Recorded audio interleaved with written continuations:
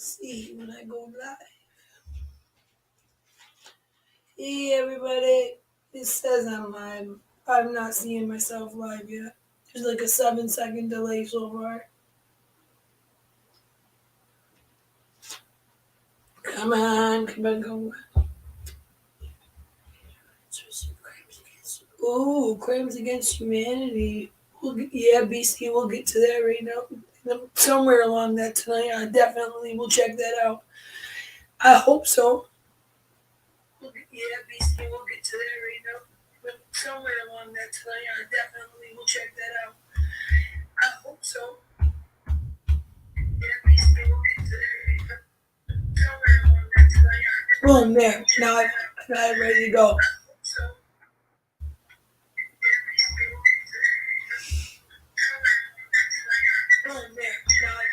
There, right. So, okay, so this is what I'm gonna do. Shut this off first. Sorry. Jesus. Sorry, guys. Takes a minute. Spend a minute. And as we know, I am Kate420, so I can be a little forgetful. All right, so I had a bunch of stuff for tonight. I didn't even know where to start. It might be a long one, but I'm sure I'm always late, so people will come in a little later thinking I started late. So let's talk about a couple things. You want to know about that, BC? Well, you're here, so I'm going to just go through that real quick first. How's that? All right, there's that. And then we're going to go here. All right, and then we're going to go here. All right. Did it work? No. There we go.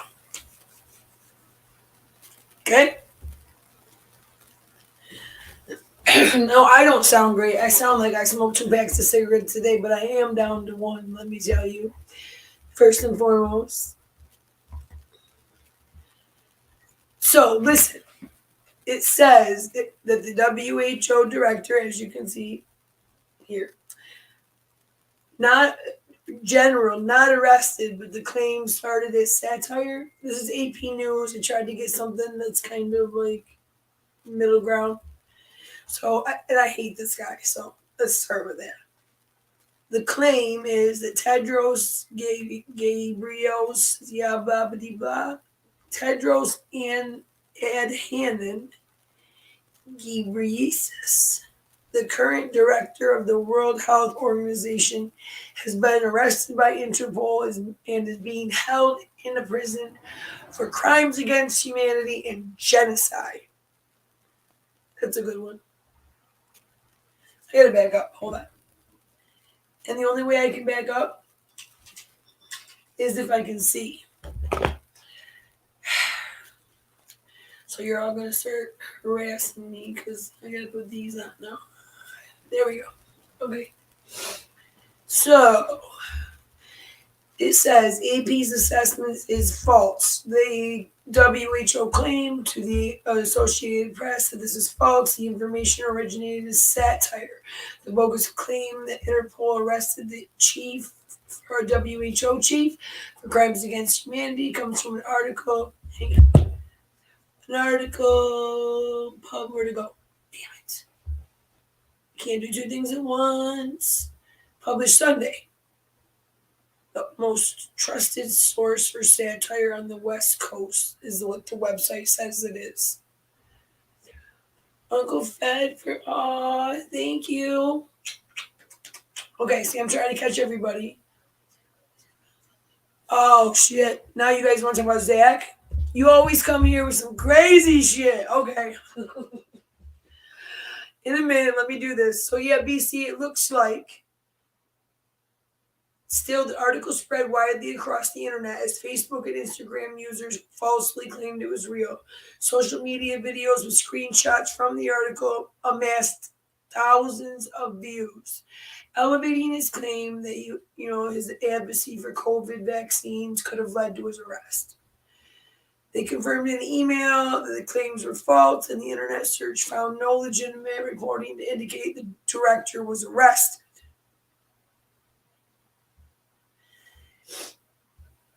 Okay, so that looks like that's about that. All right, BC. I'm gonna do that, and then I'm gonna come back here. Let me just there. Okay. Y'all gotta give me a minute. Hold it here. It's ready. Tissue. All right. So where do we start? I think I want to start with.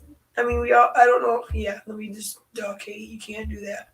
Okay, so this is how I want to do this.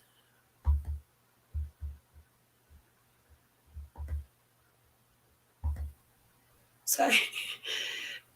Oh, BC, I love you.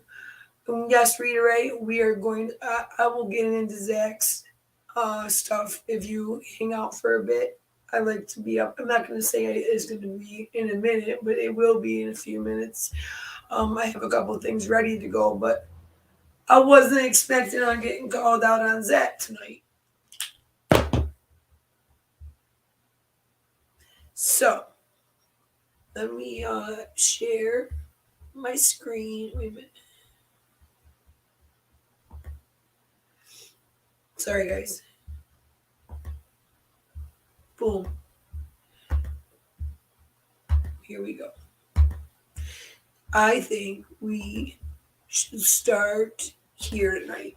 How's that? Let's see what you think about this. Alex Jones. He finally set for the little. This is what happens when you know the truth about many things and are right about many things when it comes to politics, and they find out about one little thing that they can destroy your life over and jerk you over the coals over, and they play on it until it literally destroys you. So jury selection began Monday in a trial that will determine for the first time how much InfoWars host Alex Jones must pay Sandy Hook parents for falsely telling his audience that the deadliest classroom shooting in history was a hoax. Which, I don't know, if you know the whole story, you actually heard the audio, you might say, I think he was dancing around the bush about it. So anyway, I'm not going to read this whole thing, but the trial began about 2 months. Oh no, the Texas trial begins about 2 months after gunmen killed 19 children and 2 teachers at an elementary school in Uvalde. We know that. Jones has since acknowledged that the shooting took place during a deposition in April. Sorry, I needed a drink. Okay.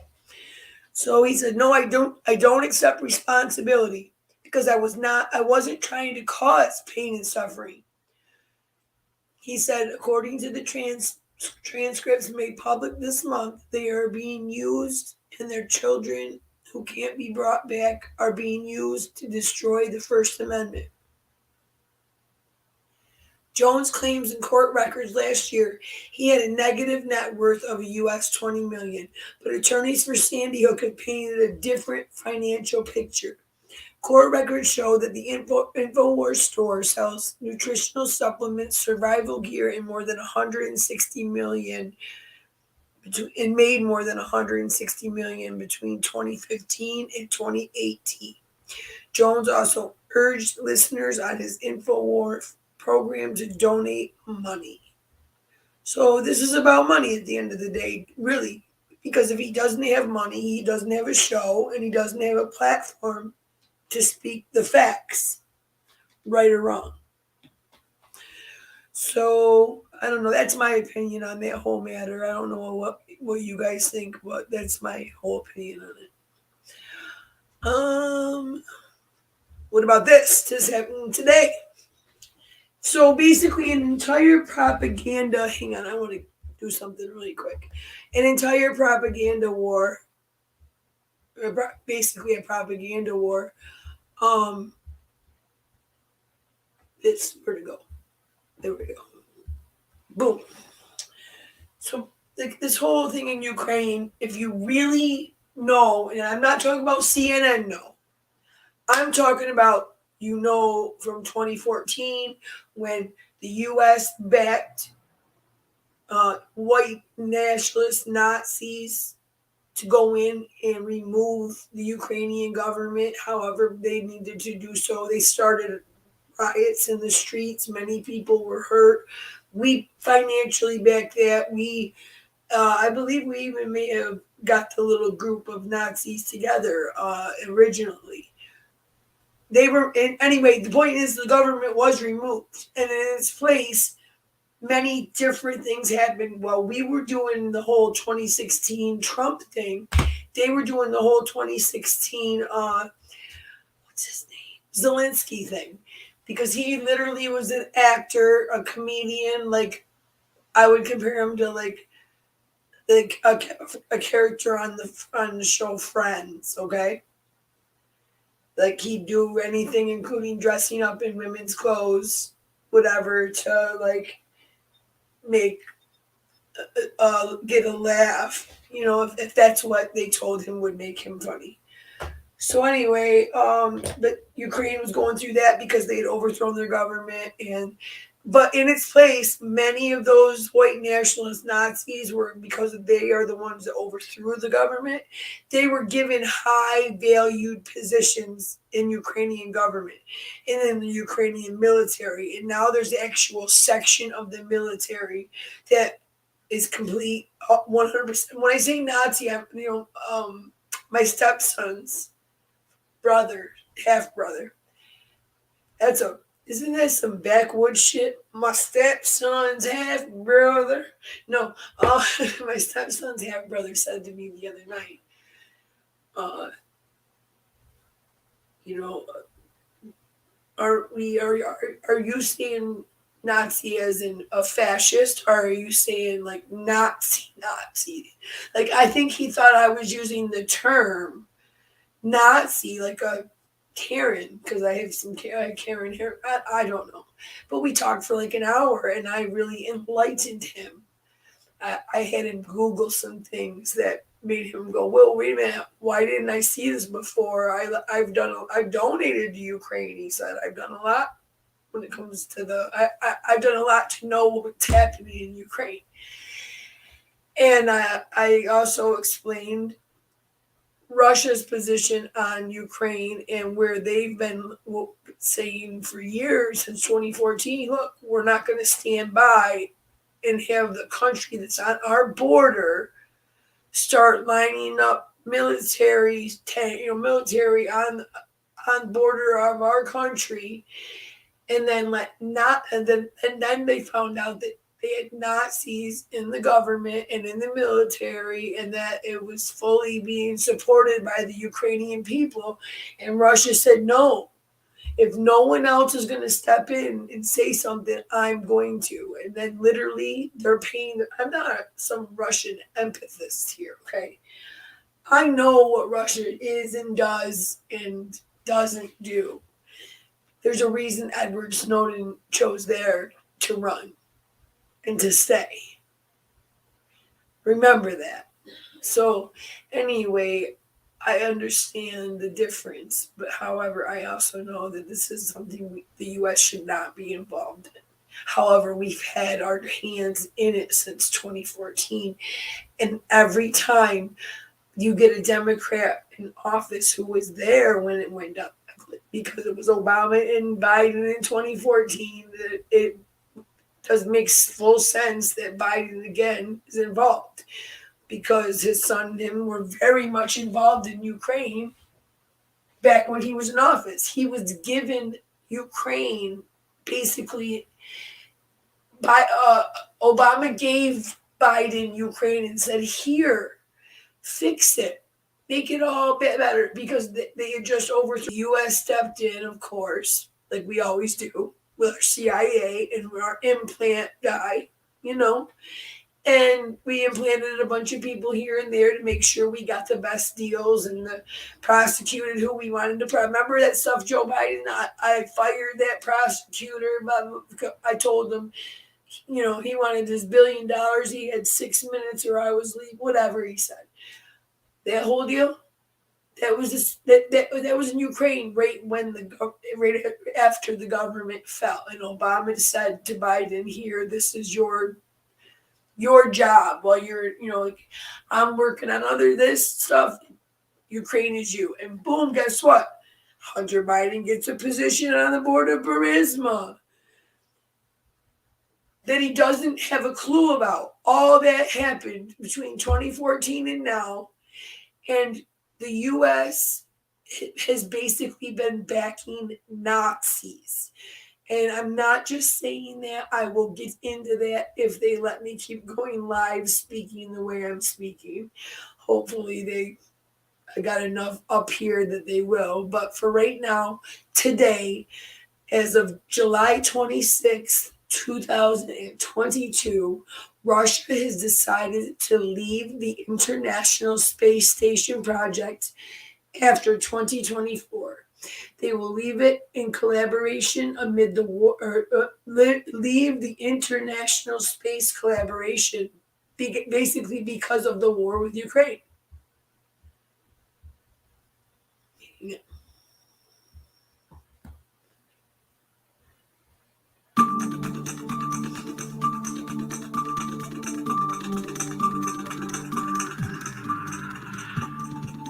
Oh, let's see, nothing. This is about stupid gas prices. Hold on. What happened? I don't want that. Hold on. There we go. I thought it was this one. Sorry. Oh, it just goes to the. Okay. Hang on. So no video, just reading to you, sorry. It says that Russia will opt out after 2024 and focus on building its own posts. Yuri Borisov, who was appointed earlier this month as the head of Moscow's space corporation Roscosmos, told Russian President Vladimir Putin that Russia will fulfill its partner commitments before leaving in less than 2 years' time. Hang on here. So, I gotta move that. There we go. Oh no, hold on. There we go. Okay. So basically, Robin Gates, the director of the International Space Station, said she has not received official notice from Roscosmos about its participation, which first was reported in Space News Inc. Excuse me. But despite a deep decline in international relations between Moscow and Western nations, NASA and Roscosmos agreed earlier this month to push geopolitics aside and sign partner agreement to benefit the astronaut community. China is finished creating its own space station mostly. So the deal would allow cosmonauts to catch a ride on a US-made craft in exchange for American astronauts being able to fly on a Russian spacecraft.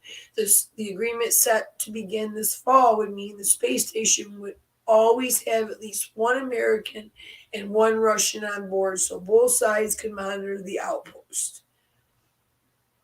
The U.S. astronaut Frank Rubio is set to fly to the International Space Station from Kazakhstan in September, riding along with two Russians. Later that month, Russian cosmonaut Anna Kakina will join two Americans and one Japanese aboard a SpaceX rocket launching from Florida. Okay, so they already signed a partner agreement till 2024. You know me. I don't go live early so I can chit chat. Anyway, yes I do. Yes I do. I'm such a liar. Um, damn it! I don't know where to put my phone. I don't have a stand in here right now. That's the one thing I didn't do. Okay, there now I can see the comments if there's any. All right. So now the next thing I want to go to is you're gonna die. Okay, come on. Why didn't that close? There we go. Boom. So you've heard of COVID, you've heard of monkeypox, but have you heard of the Marburg virus? Okay, well, in Ghana, the Marburg virus is going around for the first time, and it's infectious and deadly, as it says here. Statement from WHO, who we love so much because they're so informative, and they never ever lie, do they? Okay, well, they announced the discovery of 2 cases of the Marburg virus in Ghana pending further lab work. They could be the first cases of the highly infectious disease ever found in the West African country. Marburg virus is a member of the Filoviridae family, Viridae, of virus, similar to Ebola, which makes sense. Infection with the Marburg results in severe hemorrhagic fever and with fatality rates ranging from 20 to 80%. Oh my God. So basically, the 2 patients came from a southern Ashanti region in Ghana. The subjects were taken to a local hospital with symptoms including diarrhea, fever, nausea, and vomiting. 2 patients were unrelated. Subsequently, they both died from their illness. Preliminary analysis samples from the patients delivered positive results for Marburg virus. Standard WHO procedures now send those samples to a central facility in Senegal for confirmation. And then they got a WHO doctor who's in Ghana and said contract tracing has already started and outbreak response is being prepared, of course.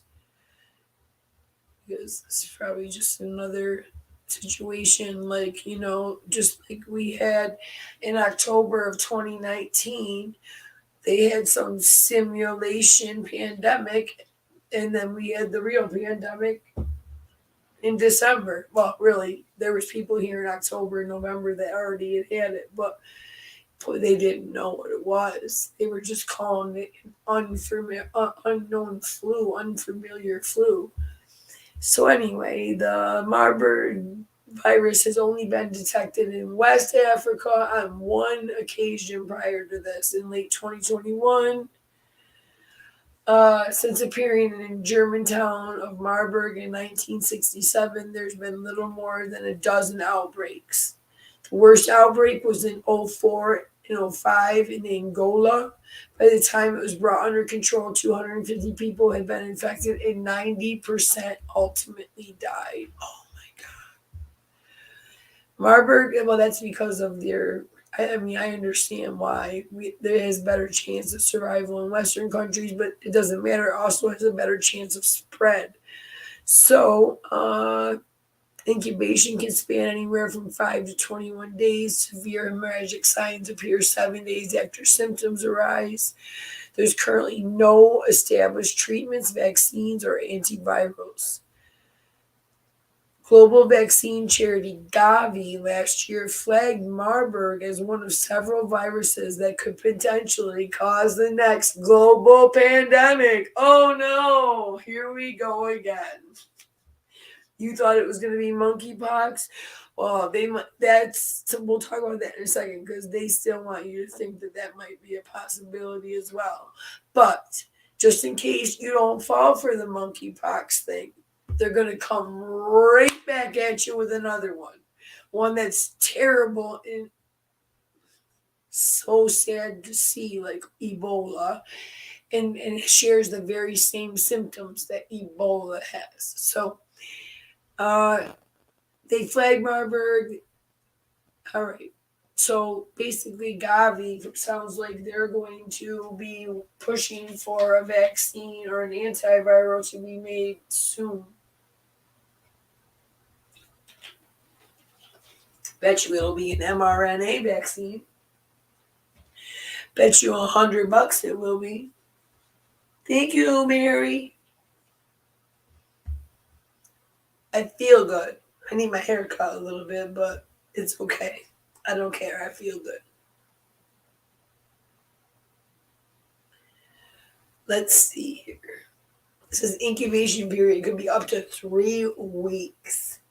So you can see, it says outbreaks in Europe and US have already shown increasing globalization and international travel mean the risk for global spread is high, especially when the incubation period could be up to 3 weeks, Gavi explained. This could be disastrous given its high death rate. Right. So it's a little crazy to think that. And you know what's even weirder? I guarantee I could look something up right now and find Bill Gates talking about this. And you're dead right, Rita. They're so hungry for money. That's the one thing that they stopped some, but they never stopped at all. If we just stopped travel everywhere, no international flights whatsoever, that was the problem. People brought that in from China before we ever even knew what was going on in China.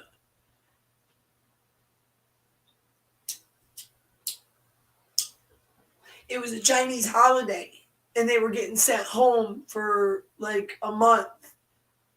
And that's when the infection ended up blowing up in China. So anyway, we're going to talk about this next. We got to clear that off, though.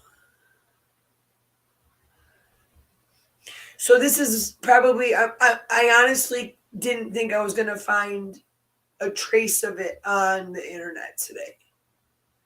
It's already off YouTube. That's 100%. I looked all over YouTube. You cannot find it.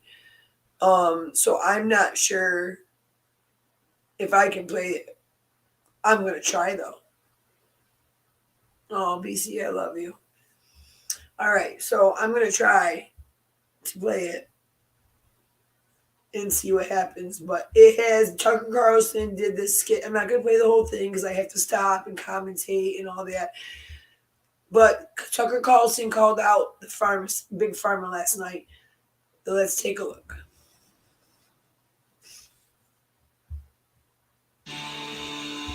Good evening and welcome to Tucker Carlson. Tonight, happy Monday, trying to stay cheerful in the face of everything that's happening to the country. We talk about it every night, multiple disasters all at once. But if you had to isolate one single tragedy that's produced the highest casualty rate in the United States, it would probably have to be the opioid crisis. Over the past 25 years, opioids have destroyed entire regions of the country, mostly rural areas, places populated by the people who built and fed this country for generations. Hundreds of thousands of them have died from opioids, and they're still dying. More than 100,000 drug ODs just last year, mostly from fentanyl. Fentanyl's imported from China, it's smuggled through Mexico. If you live here, you probably know someone who's died from fentanyl, probably someone's child. What you may have forgotten in the face of all this sadness is that the opioid epidemic was not organic. It didn't just happen one day because people in sparsely populated zip codes in Kentucky and Vermont and West Virginia suddenly felt sad and started taking dangerous drugs. No. This particular disaster was created by drug companies. That's true. Purdue Pharma kicked it off. They did so by aggressively marketing they sure did. Oxycontin. They sold it to doctors, and doctors sold it to their patients on the false claim that it was non-addictive.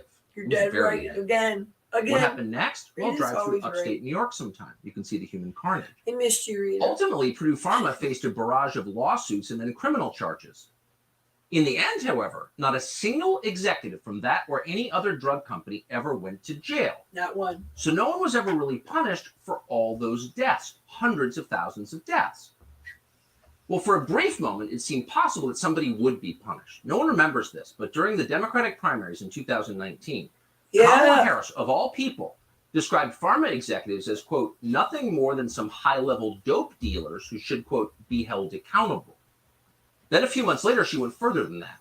Harris suggested the drug companies were so evil they might produce a COVID vaccine that wound up hurting people. Quote, if Donald Trump tells us we should take it, I'm not taking it, Harris said. And then other Democrats, including Andrew Cuomo, then the governor of New York, said the very same thing. But here's the amazing part. The second Joe Biden took office, talk like that stopped immediately. Never has a tune changed faster. Kamala Harris, who just months before had called drug companies dope dealers, suddenly sounded like the chief marketing officer at Pfizer. At one point, Harris announced that volunteers would go, quote, door to door to promote Pfizer's products. Never in our history have federal officials touted a publicly held company more aggressively than the Biden administration touted Pfizer. And as a result, Pfizer's stock price exploded. Its executives made billions. Gone was any suggestion that the drug companies might be capable of doing anything wrong ever. Instead, the media and the Biden administration lauded pharma executives as moral heroes. And some of their products are life-saving. That is true. But the bigger truth we are now learning is more complicated than that. In just the past few weeks, serious, very serious questions have emerged about some of the most widely prescribed drugs in America, very much including the COVID vaccines. But we want to begin tonight with what in any normal period would be front page news around the world. It turns out the entire premise behind the most commonly prescribed antidepressant drugs appears to be completely wrong. These drugs are known as SSRIs. They're ubiquitous. Between 1991 and 2018, total SSRI prescriptions in the US rose by more than 3,000%. The number of prescriptions for the most common SSRIs hit 224 million last year. 224 million prescriptions in a country of 330 million people. In other words, you know dozens of people who are taking SSRIs. You may be taking them right now. And yet for decades, there have been strong indications that there is a problem with these drugs. And the most obvious is this. Antidepressants are supposed to cure depression. That's why they're prescribed. And yet over the same period that SSRI prescriptions have risen 3,000%, the suicide rate, maybe the most reliable indicator of all of depression, has not fallen in the United States. In fact, the suicide rate has jumped by 35%. Hold on, guys. I'm doing something really quick. That's a lot of dead people. Now, drug makers admit that their products may be part of the reason for the increase in suicide. The makers of Prozac, for example, concede that young people who take that drug have an increased risk of suicide compared to those who took a placebo. Think about that for a second. A drug that's supposed to make you less sad may make it more likely that you will kill yourself. How is that allowed? Well, it's been allowed because virtually no one has said a word about it. One person who did say something about it a long time ago was the actor Tom Cruise. All the way back in 2005, he had a very famous appearance on the Today Show. You may remember it. Here it is. Here we are today, where I talk out against drugs and psychiatric abuses of electric shocking people, okay, against their will, of drugging children with them not knowing the effects of these drugs. Do you know what Adderall is? Do you know Ritalin? It's Tom Cruise, guys. That's Tom Cruise. I can hear him. Do you understand that? Sorry. There are examples, and might not Brooke Shields be an example of someone who benefited from one of those drugs? All it does is mask the problem. No, and if why you can't I understand pull the it history up of on it, it my masks the phone, but problem. not my computer? That's what it does. Hang on. I'll come back to That's it. all it does. You're not getting to the reason why. Was checking there is something no out for such one of thing as my- a chemical for, imbalance. Drugs aren't the answer. That these drugs are very Rita. dangerous. They're Yeah. mind-altering, Hold on, Rita. antipsychotic drugs. And there are ways of doing it without that so that we don't end up in a brave new world. So Cruz said a few things. One, maybe you shouldn't trust the pharma companies and just hand your children whatever they're producing and hope for the best. Two, there's no such thing as a chemical imbalance in your brain that causes depression. He said that. And three, these drugs mask the real problems. You're suffering for a real reason that drugs can't fix. Amen. Provocative statements. How did the country respond to this? Well, everyone in the media agreed Tom Cruise is crazy. He's in a cult. Shut up. A lot of people thought that. We may even have thought that. But then more information kept coming out that made Tom Cruise look a little less crazy. In 2015, researchers from the scientific journal BMJ found that, quote, some birth defects occur 2 to 3.5 times more frequently, a lot more frequently, among the infants and women treated with SSRIs early in pregnancy. Wow, that's a huge problem. Ignored. In the same journal in 2020, researchers found that, quote, post-SSRI sexual dysfunction is underrecognized and can be debilitating both psychologically and physically. Well, that's kind of a problem, too. If it steals your sex drive, maybe it's stealing your soul? No, ignore it. Only cult members care. Then last year, researchers in Sweden found that, quote, there may be an increased hazard of violent crime during SSRI medication in a small group of patients. It may exist across age groups and throughout treatment periods, and it possibly persists for up to 12 weeks after treatment discontinuation. So even if you stop taking the drugs, you may be impotent, infertile, violent. Got it. But at least the drugs cure the chemical imbalance in your brain that causes your depression. That was the selling point. What a great piece of marketing that was. You've got a chemical imbalance in your brain. You need these drugs. And so hundreds of millions of prescriptions every year for these drugs. Well, in what seemed like news to us, last week we learned that actually SSRIs don't cure a chemical imbalance in your brain. So the acronym SSRI stands for Selective Serotonin Reuptake Guys, this Inhibitor. is big. The theory has been for 30 years, that depressed people have an imbalance of serotonin in their brains. They have a chemical imbalance. If you give them more serotonin, then they become less depressed and happy. They're less likely to kill themselves, right?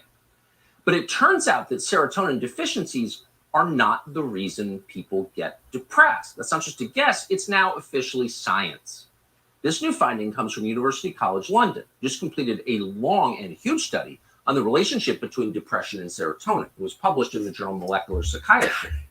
Here's what the lead author of that study, Hold on, guys, I think Moncrief, we got said something about the big. findings. Quote, I think we can safely say, after a vast amount of research conducted over several decades, there is no convincing evidence that depression is caused by serotonin abnormalities, particularly by lower levels or reduced activity of serotonin. What?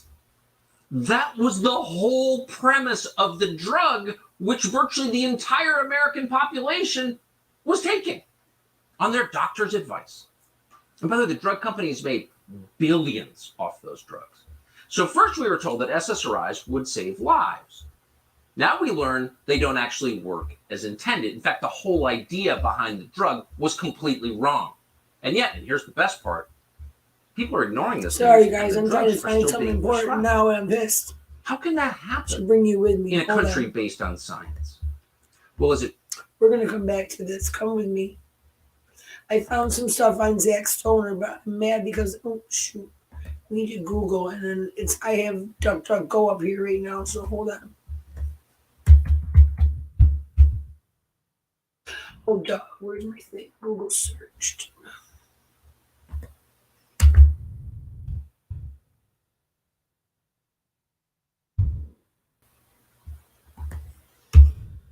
Because what's on my phone is Google, so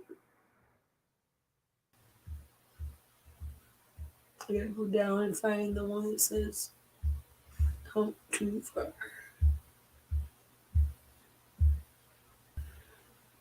Oh, it did. Okay.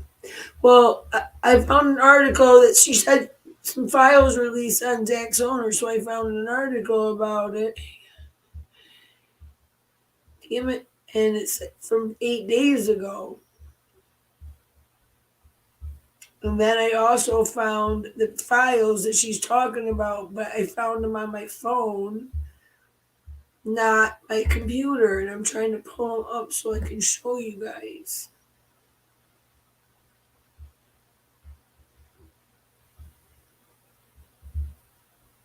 It's embassy. Or you know what?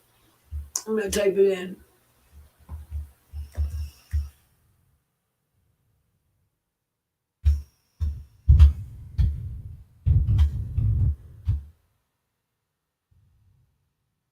It says there's 5 people who got arrested in Zach's death a couple days ago, guys. That's what it says. So if you hang out here for a minute, I might. Oh shoot, we'll go back to that. Hold on.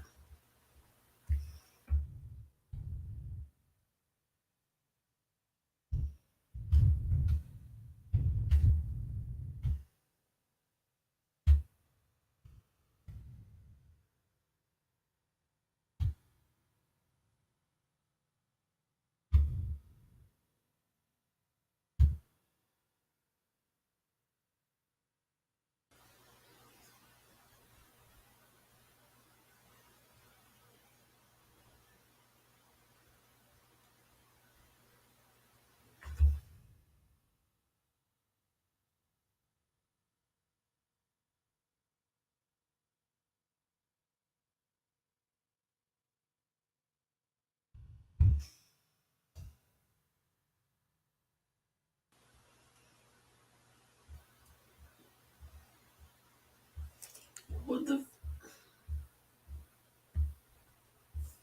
I don't understand. Okay, I'm just gonna send it to myself and open it for you guys. Hold on. That's how I'm gonna do this.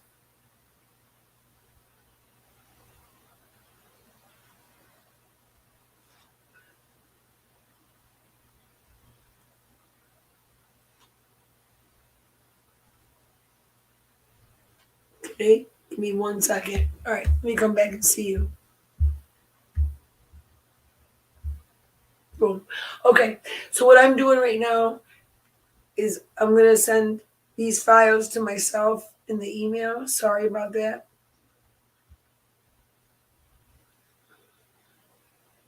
Right, I'm just saying they're not telling us. They're trying to hide it, Rita, and I'm gonna show you. I don't know why either. I just you're the one that made me look.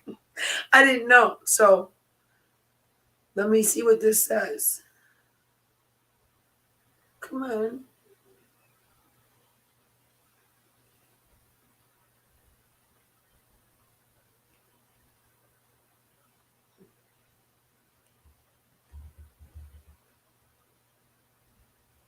I don't know why it won't do anything.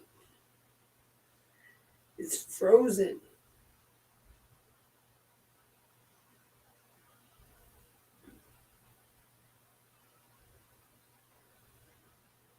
Okay, so this is how I think I might have got it. Let me check. We'll just check my Gmail.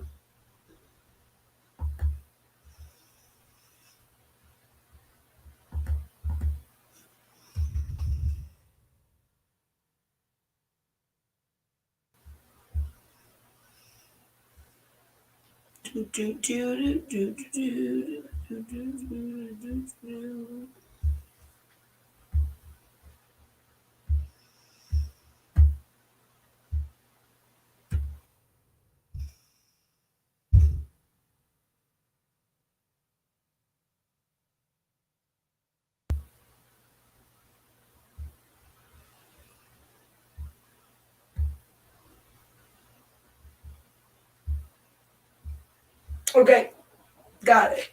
Let's see what it says. Let's talk about it. Let me get you with me.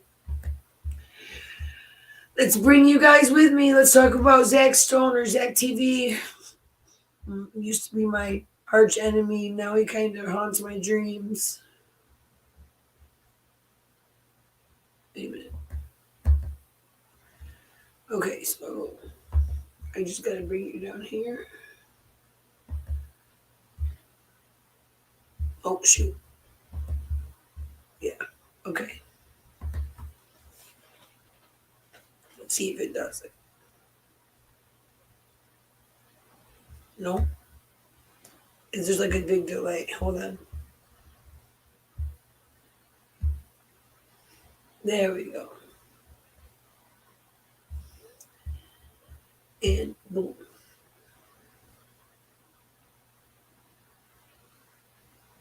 Yeah, Rita, that's weird. Yeah, I'm gonna go through it all with you. I don't know what it is. We're gonna just read it together. Let me just double check and make sure that it's caught up on your end.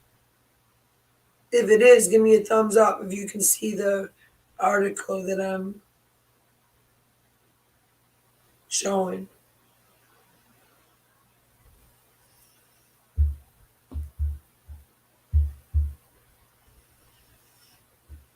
I think I might have got it. Hold on. Bam.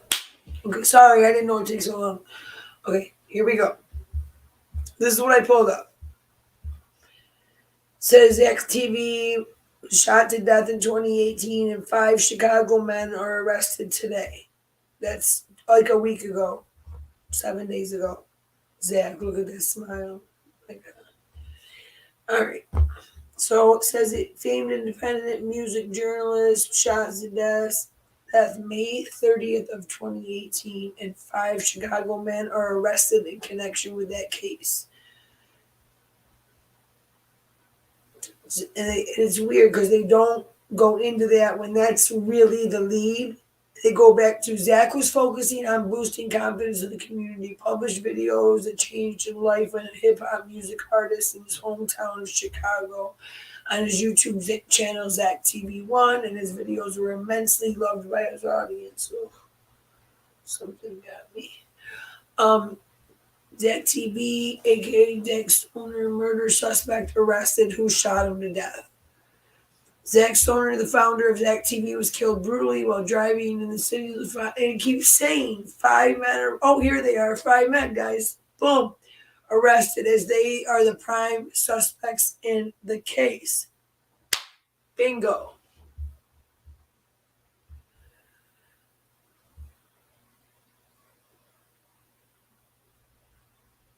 In contrast, Zac was immediately taken to the hospital, but unfortunately could not serve and took his last breath at the hospital.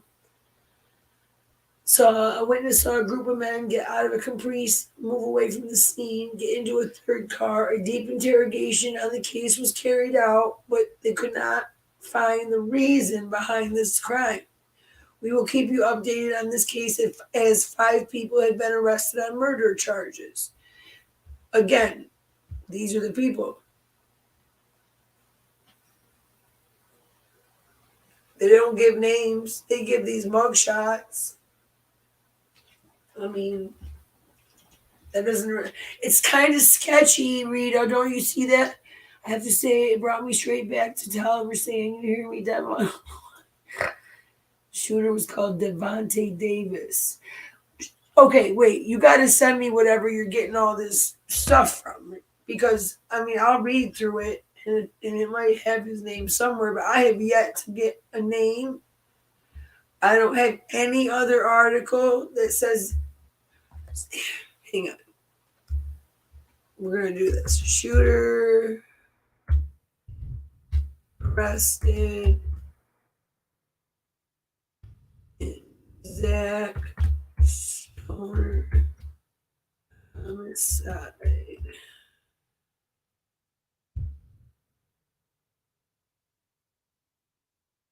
Oh.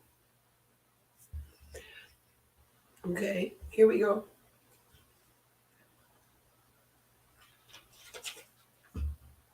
Who killed Zac TV? 5 shooters were arrested with murder charges. Oh, Zac, I used to love that shirt. Excuse me. So he was 30 years old, shot and killed at Printers Row. We know, I've said that now. You know that now. You know he was a famous YouTuber for documenting and introducing black cultural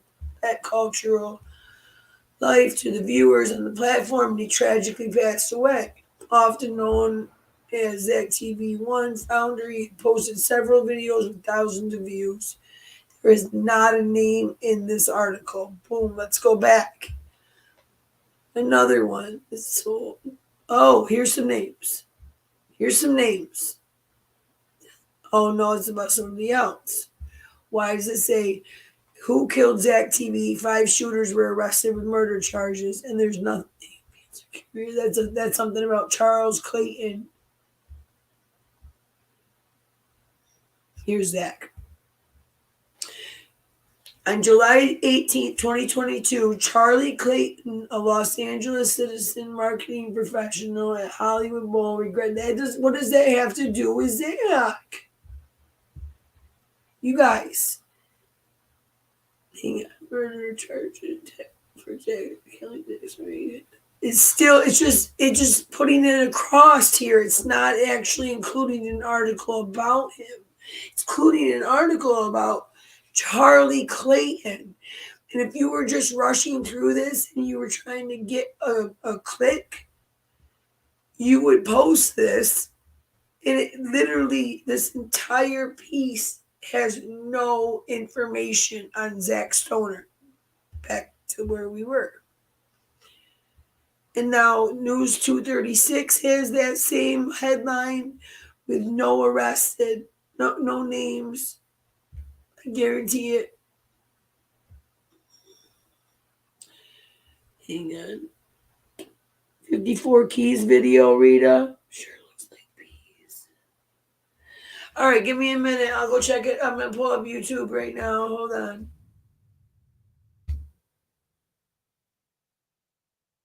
Give me 1 second, mama. Oh, shoot.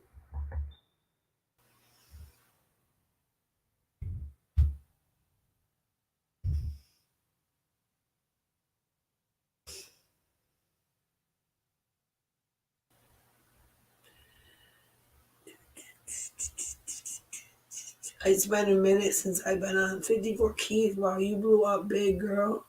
Big thing. I mean, I don't remember if it's a girl. I think it's a girl. I'm pretty sure it's a girl. I remember watching videos back in the Kanika day.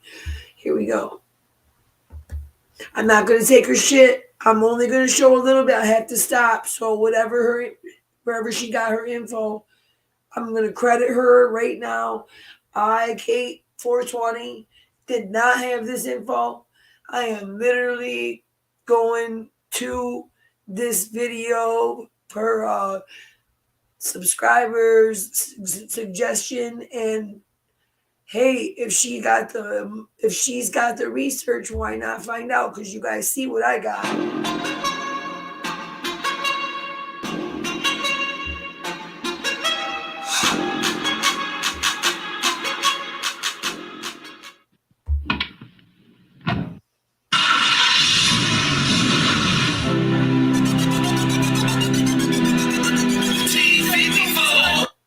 He was with at that nightclub, and we found Zac had been at a nightclub prior to being killed. Yeah, I know it's a she. And we found out the group he was with at that nightclub, and we found out that he was there to, I guess, promote.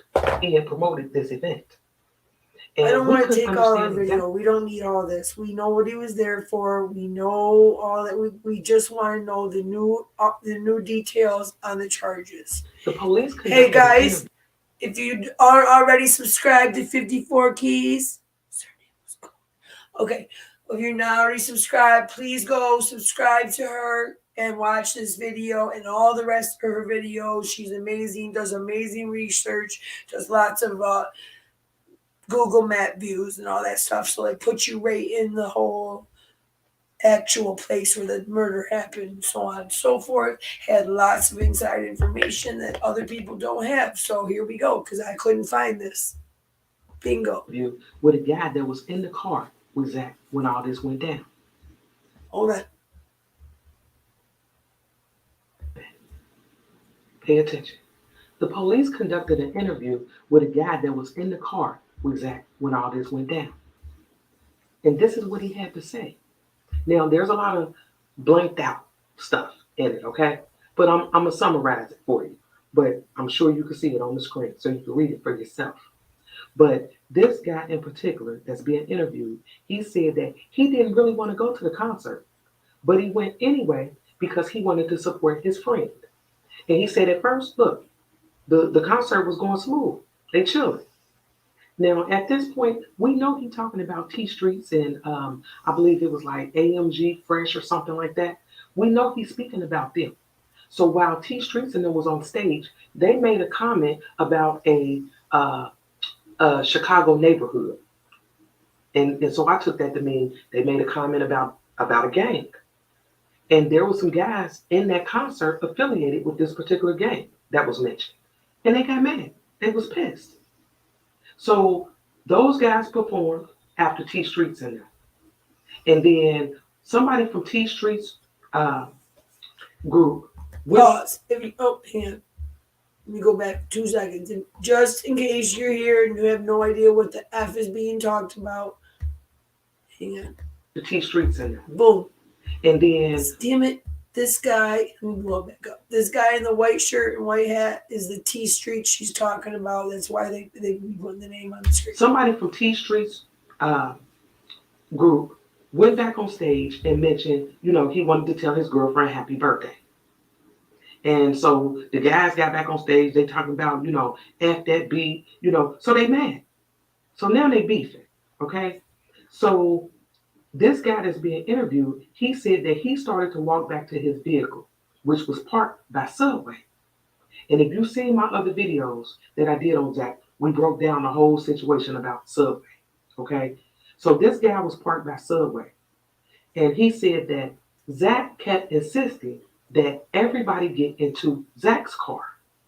He said that he had a real bad feeling about this. And he said he got chills.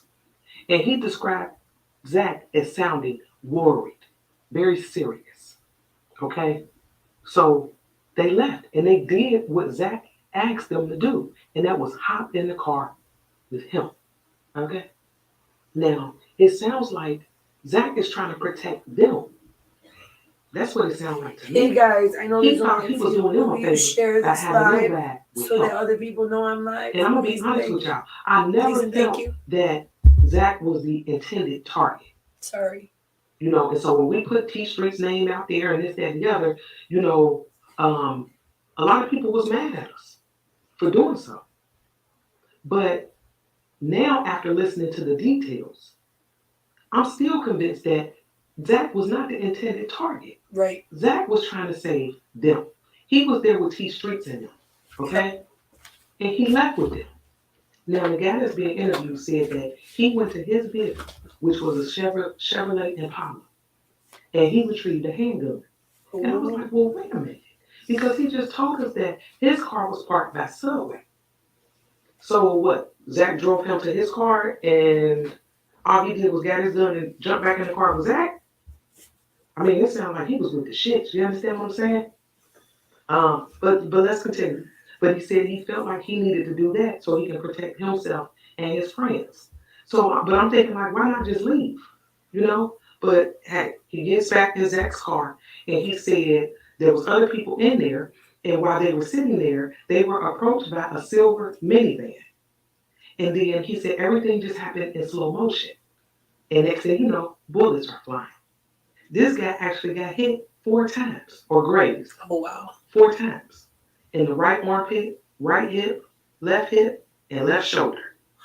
He said that he dug down in his seat, removed his handgun from his pants, and returned fire through the front windshield. Yep, that's why that windshield was blown out. Now, let's pause for a minute. Because when we seen the photos of Zac's car, and we seen those bullet holes in the windshield, we assumed that somebody was shooting into the car from the front. No. Like into the windshield. He was shooting out. But now, what we're learning is that those bullet holes in the windshield came from somebody that was actually in the car with Zac. And this guy is being interviewed, I'll switch to it in a minute. Through the windshield. Now understand this. Another thing that bothers me. Now, we don't know the position of these men that's shooting at Zac and them. Well, I remember but you gotta wonder, if he's shooting out through the front windshield, does that mean that the car is in front of him, or the guys got out that minivan and was maybe moving around the car? There was a guy because over when here you think too. about all the times he was grazed from the right and the left. If there was shooters on all sides. It was like they were ambushed. You understand what I'm saying? This is terrible. It's terrible. Now, when they examined Zac's body, he had multiple gunshot wounds. He had one to the outer side of his left shoulder, and that bullet exited the He would top have been fine of if his that left was the shoulder. only wound he had. Then he had a bullet wound to the left side of his head, just It at the bottom of his lodged. ear. Now, I did a video and I got a lot of heat for it because what you could see in the video was like this flash coming up on the left side of the car after it crashed. And some people saw it, some people didn't. I saw it. I know what I saw. Now, I don't know if those are the bullets that She killed ain't showing Zac, nothing. but it was clear to me that somebody was approaching that vehicle from the left side, and there was a witness by the name of Friedman, and he said that he saw three cars, kind of gathered together, and he said then he seen these people getting out the car like they was about to fight, and then all of a sudden he heard gunshots. Now, those three vehicles was pointed out in this police report. You had Zac's Jeep, you had a four-door Chevrolet, and then you had a Chrysler Pacifica minivan. And that minivan is the car that the shooters were in. Ah, But okay. I'm wondering if the Chevrolet belonged to the guy that was just interviewed. Because I know there was damage done to that car. There was damage done to Zac's car. Not sure about the minivan. I'm still going through the reports. But how about this? The shooters that was in the minivan, do y'all know that it was a rental? Of course They it rented was. that car. They all have rentals all the And I'm time. like, so They get rentals every time they're going to commit crimes. If you watch their stuff on social media. So here, let's go watch who the five guys are.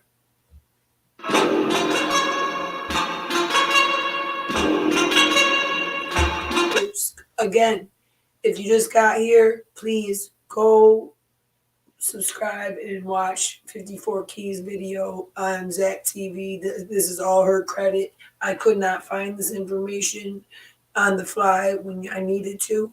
And this is a very, very good resource for the correct information. So I'm going to go with it.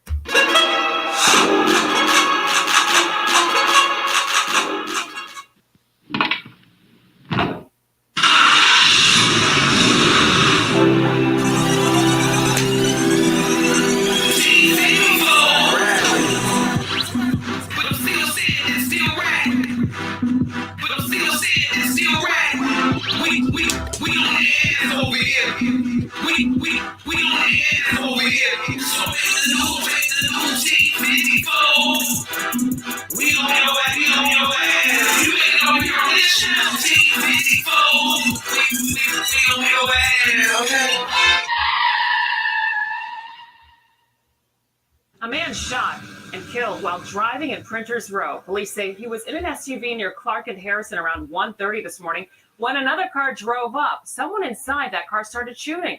The man was hit in the head and neck, causing him to crash into a car and a light pole. He was taken to a hospital where he died. Now, someone posted this video that you see right here on Twitter showing people running from the car he hit and getting into a different vehicle, which drives off. No one has been arrested. hey, what's going on, my good people? We back at it. And we still covering the case of Zac TV. And I'm pulling out some of the details out of this case report. And some of the stuff that I done found is quite interesting, and y'all gotta see it. And that's what we're gonna do in this video. We're gonna cover the crime scene, and then we're gonna touch on these 5 suspects that they named in the reports.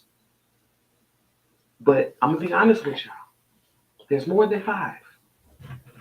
But I can show y'all better than I can tell y'all. So come on, ride with me. On May the 30th, 2018, Zac and TStreets and his crew was at a nightclub called The Refuge, I'm going which to is fast forward it located because in we the already 400 watched. block of South Clark Street. Now, based off of the witness statements, some beef jumped off. They showed us the 2 bullet holes in the windshield, and then they showed us these bullet holes in the driver's side door. So I'm like, where was dude sitting? Because he does not say in the police report. Now, and I asked that question because when we first started to cover this case back in 2018, I initially thought, because of the 2 bullet holes in the windshield, that this drive-by shooting the other vehicle was approaching them in the opposite direction. But based off of this witness statement, he said that when he looked in the direction of Zac, and we know Zac was the driver, so I'm assuming this guy looked to his left, a silver minivan was approaching. And he said he noticed that the front and middle passenger window was down. So that would mean these guys are traveling in the same direction, Right. side by side. Okay? Right. Well, And Zac then when was shots rang out, parked. Zac crossed the center line and ran into that pole. And that's why when we look at this picture right here, Zac's car and that other car that was left at the scene, that Chevrolet, is on the wrong side of the street. They're on the other side now. During this investigation, the police connected 5 guys to that minivan that they suspected was involved in this drive-by shooting. They had Sean Davis, Charles Golden, Brian Snyder, Justin Kane, and Devontae Davis. There's also a guy listed in the report, but his name blacked out. And So there's your names. I really couldn't understand that because I'm like, they called out everybody. Let's hear that one more time because I had to let my cat in, so of course I missed that. Suspected was involved in this drive-by shooting. They had Sean Davis, Charles Golden, Brian Snyder, Justin Kane, and Devontae Davis. There's also a guy listed in the report, but his name blacked out. And I really couldn't understand that because I'm like, they called out everybody else in the report. Why not him? Because so we he's don't know snitching. who this is.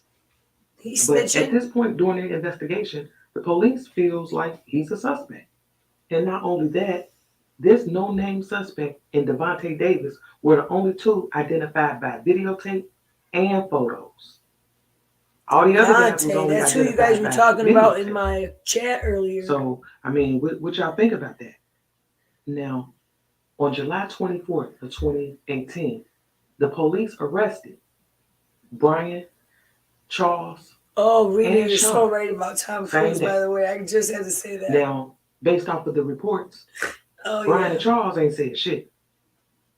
But Sean Told you. gave up the name of the guy in the front passenger seat. Because remember, one of the witnesses in Zac's car said that somebody was shooting from the front and the middle passenger window. There you go. Devontae Davis was identified by 2 people, 2 witnesses, not 1, 2, as the shooter from the middle passenger window of that minivan. You go into prison. And these guys was picked up by police and released. They were asking for lawyers. You know, they shut down the interviews.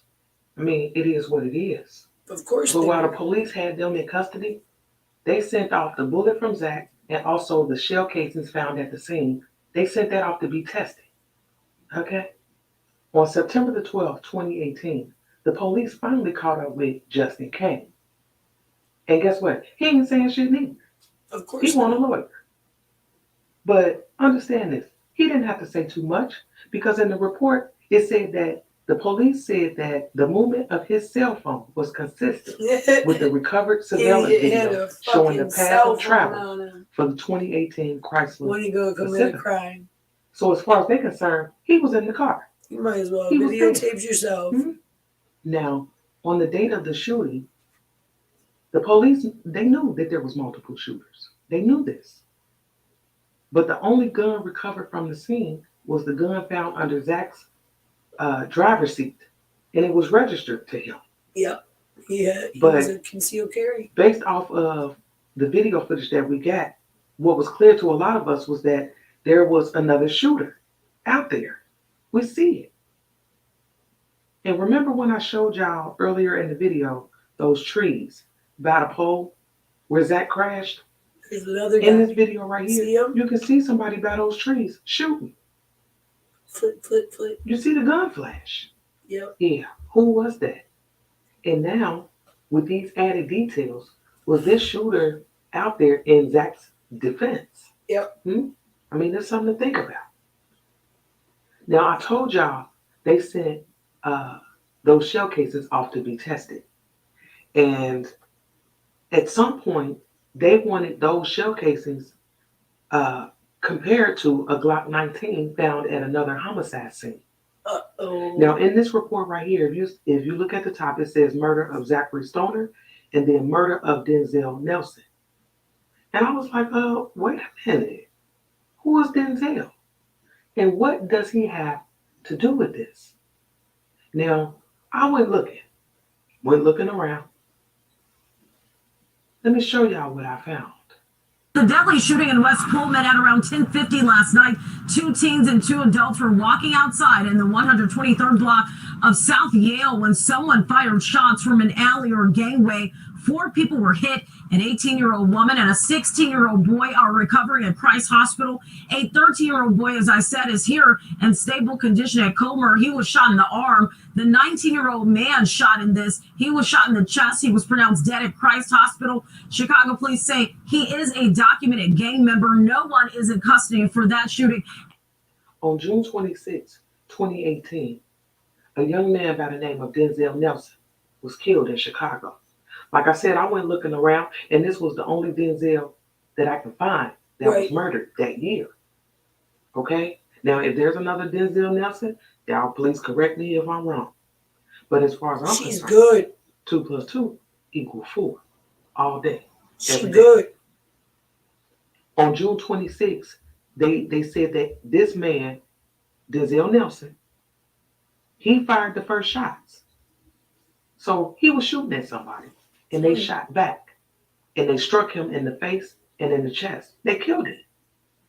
Okay? Nice. So they wanted to see Most his importantly, gun. though, the gun that they found at the scene, they matched it to bullet shell casings left at the scene for Zac.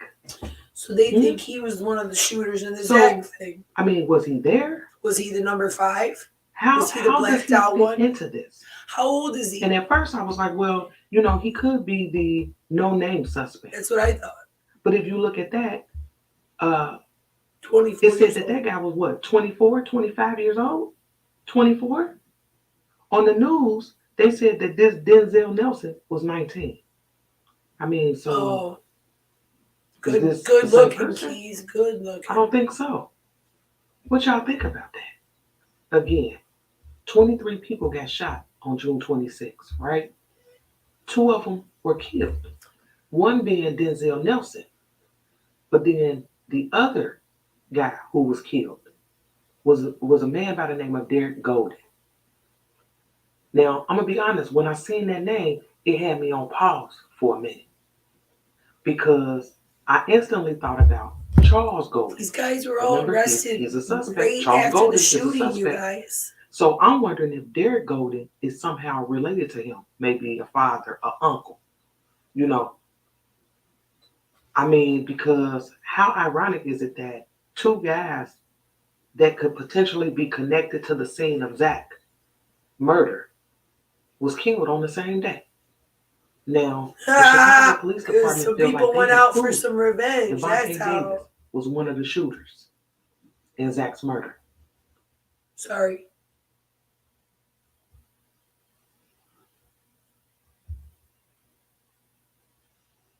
Equal 4 all day. But if you look at that, what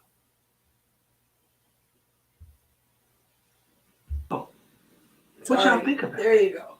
Again, 23 people got shot on June 26th, right? 2 of them. 2 of them were killed. One being Denzel Nelson. But then the other guy who was killed was a man by the name of Derek Golden.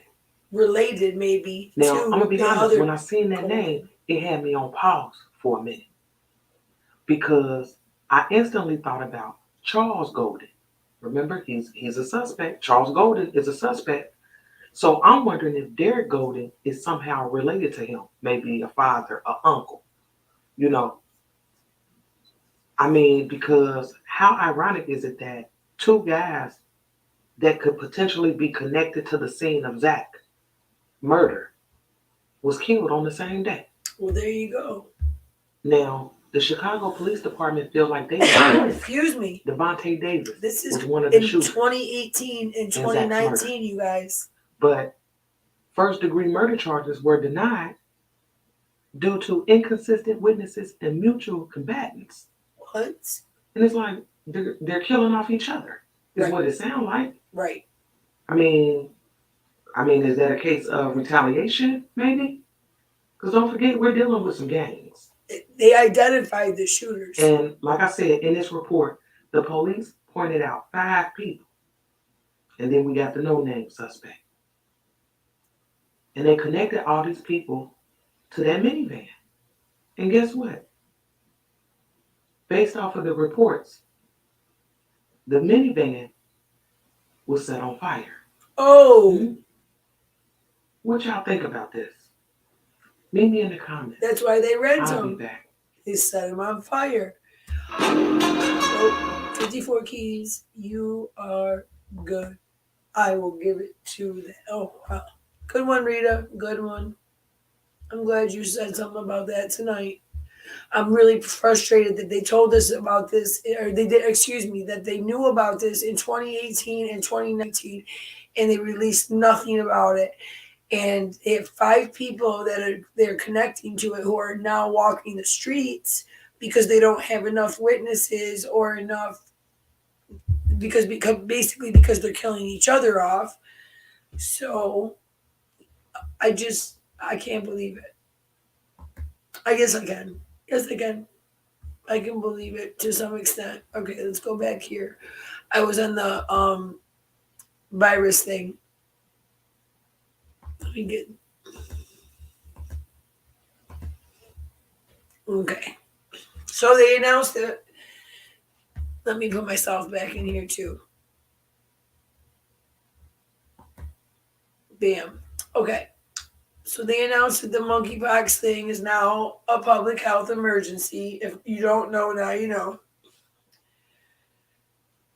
But the most I read about it, it seems to me like most doctors are considering it like an STD. So public health officials weighing whether the WHO's lead declare blah, blah, blah, first case of monkey. Listen, I'm in New York. I'm not playing when it comes to this monkeypox shit, but I also think they're making it more, they're trying to play on our corona fears kind of thing. You know what I mean? They want to make sure we're still constantly heightened and afraid. So it's been reported in 45 states. There's about 35 people in the U.S., according to the U.S. Center, or 3,500 people in 45 states. Just in New York City alone, more than 1,000 cases have been reported. It's been reported outside of Central and West Africa, where host animals include a range of rodents and monkeys, but can be easily spread through humans through a scratch or a bite. The last time they saw a sizable outbreak was in 2003, when 70 cases were linked to imported or to the import of infected prairie dogs. Among humans, the virus is chiefly spread through close physical contact, whether sexual or non-sexual, handling clothes, bedding used by an infected person. It can also be spread through respiratory droplets. Although it's not classified as an STD, I told you, U.S. experts say it could become an entrenched STD similar to gonorrhea, herpes, and HIV. Boom. Exactly what I was saying right here, entrenched STD. Bingo. So why is my stuff keep... Anyway, here we go. It could represent the dawn of a new STD, though some officials say the virus causes pimple-like bump. I don't want to explain all that. It says no one's really sure. Well, see, that's the thing. There was this girl on TikTok. I played it in a video the other day about, and it's just she couldn't find anybody to take her seriously, to test her. They didn't when she said what she thought it was, they canceled her appointment, told her don't come in here, and so it's crazy because if you even think you have it, where the hell are you supposed to go? Like, that was the problem. All right, so on to the next thing. Rid of that. So, yeah, but before I get rid of the monkeypox thing, just know that Bill Gates says that all pandemics must be taken seriously in the future, like a threat of war. Just so you know. Yeah, right here it says hang on, global alert system. I saw a video of him yesterday talking about the monkeypox thing and calling it the second pandemic. So don't be surprised. Boom. All right, what's this? Oh yeah, I got on here. I guess Whoopi Goldberg suspended from The View for defending Adolf Hitler in the Holocaust. Let's check it out. Well, also, if you're going to do this, then let's be truthful about it, because the Holocaust isn't about race. No, it's not about race. No, it's about a different race. But it's not about race. It's not about race. What is it about? Because it's about man's inhumanity to man. That's what it's about. But it's about white supremacy. It's Well, about but it's not about ideal race. But these are two white groups of people. Well, How they do we have to black We didn't people see too. them as white And people. they But you're missing the point. You're missing the point. Yeah. The minute you turn it into race, it goes down this alley. Let's talk about it for what it is. It's how people treat each other.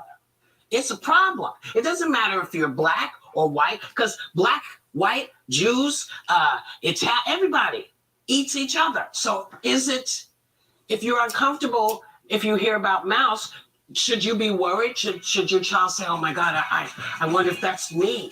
No, that's not what they're going to say. They're going to say, I don't want to be like that. Well, hopefully. I want to be cool. Yeah. And Most kids, they don't want to be cool. No, they don't. And we're living in an era where people are comparing vaccine cards to the yellow stars, where people are comparing vaccinations to what Anne Frank went through. Yeah. So it is necessary for kids to learn about about man's inhumanity to man, however it exposes itself. I have to cut you off. I just want to say that now was banned and it flew to top 20 of Amazon's rules list and the charts. Yes. The more you ban it, the more we want to read it. Oops, sorry. All right, so let me get out of this. Well, also, if you All right, so yeah, that's Whoopi Goldberg getting herself suspended, and I don't think that just happened. Yeah, I think the thing is, I think she said it a while ago, and somebody, I don't know. I just know that there's somebody else they hired in her place now. I do know that, or they at least hired someone else. All right, I want to talk about I got something very important to talk about. I asked for some suggestions. Rita Ray, you're absolutely right. It is something about that. It's going to be a strain of herpes. It's what herpes has so many strains. That's why they're calling it an entrenched STD. But you're so right. Okay, so this is what we're gonna do. I need you guys to listen to this because this is really important. It's all about timing with certain things, you know what I mean? And I need to spread this, so share this video. My best friend and her husband are facing 70 years of jail for something they didn't do. Now hold on. I know how that sounds, but I promise you just stay until the end. On October 28th of 2021, my best friend Emily Lehman and her husband Kane Lehman Sr. had their son Kane Michael Lehman Jr. From the first day that they had him, they knew that there was something going on. After Kane was born, he had very mysterious bruises all over his body, including his tongue. UPMC Northwest in Seneca, PA, told Emily and her husband that they had never seen anything like it and sent them home. That's right, they sent them home without any testing done. For the first few weeks that Kane was alive, his parents noticed that something was off about him. He wasn't sleeping as much, and then later on found out that his acid reflux was actually eating into his stomach lining. After multiple hospital trips and them repeatedly seeing Kane throw up blood, they were sent to Children's Hospital of Pittsburgh in Pittsburgh, PA. That was on November 20th. Upon multiple tests, their nightmare came true. Kane had 3 rib fractures. Weeks later, they noticed that more rib fractures were showing up on test results, but they were all dated at different times. Instantly, CYS was called, and Kane and his older brother were removed from the home. After extensive amounts of research and even having the Layman's travel across the United States to find answers, he was finally diagnosed with Ehlers-Danlos syndrome. Not only did they find out that he had EDS, but he also was diagnosed with metabolic bone disease. With Kane having EDS and MBD, this caused him to fracture very easily. So anytime you were caring for him as just picking him up or even laying him down, changing his diaper like you would do with a normal baby, it would thus give him more fractures. Kane was diagnosed by 12 plus doctors all over the United States. So you would think this would put an end to their nightmare, right?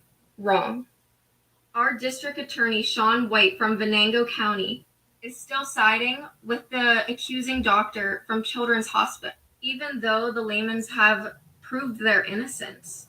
The Laymans are facing a laundry list of felonies. They need your guys' help. I'm going to put the link to the GoFundMe for them in my bio. If you can, anything would be truly appreciated, or even if you just shared it with your friends. Thank you so much for taking the time to listen to their story. My best friend and her husband. Okay. So I don't know if she put the link in or not, which I don't think she did, but I can go find it. Oops, I did not mean to do that. I can go find it. Excuse me. I can go find it, but what I want to do is kind of get into this a little bit because, of course, I didn't bring something up that I didn't do a little research on first.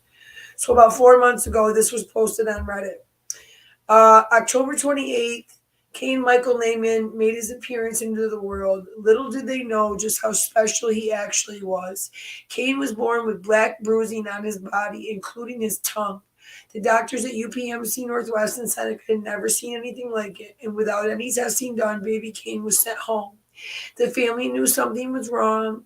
Not only did he barely sleep, but he had severe reflux that started eating away at his stomach lining and esophagus, and easy bruising. The first 3 weeks of Kane's life, the parents took him to a pediatrician in hospital multiple times. They were finally sent to Children's Hospital in Pittsburgh on November 20th. And this is when the 3 rib fractures thing had happened. Let's see. Right then, that's when CPS got involved. You get your kid taken away. Oh, his brother Gray, who was as healthy as you can be, mind you, got taken away.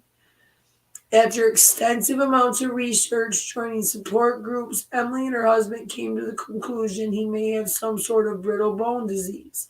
After fighting, even traveling to several different states, they finally got an answer. He was diagnosed by not 1, but 3 experts with EDS and MBD, which is the Ehlers-Danlos syndrome and the metabolic bone disease. Causes him fragility to get fragility fractures from normal handling. You would think that would put an end to their case. It did not. So this is where I want to look into this. Hang on one second. Sean White, EA.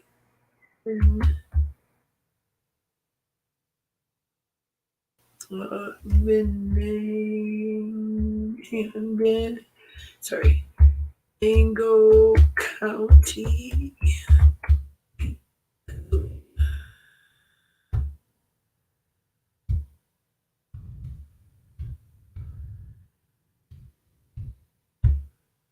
Let's see what I can pull up on this jerk.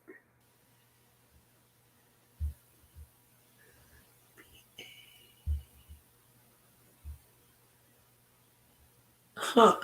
All right, let me do something else. Hang on. Oh, I didn't do it right.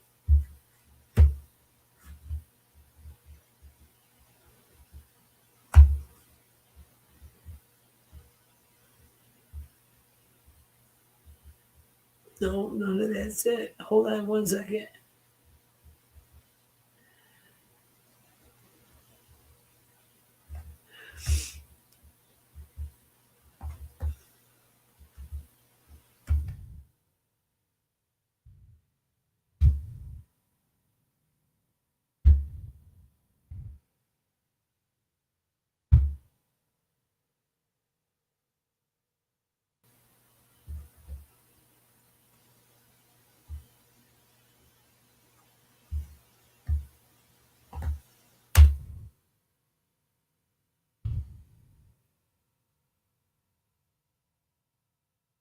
I don't know how else to put it.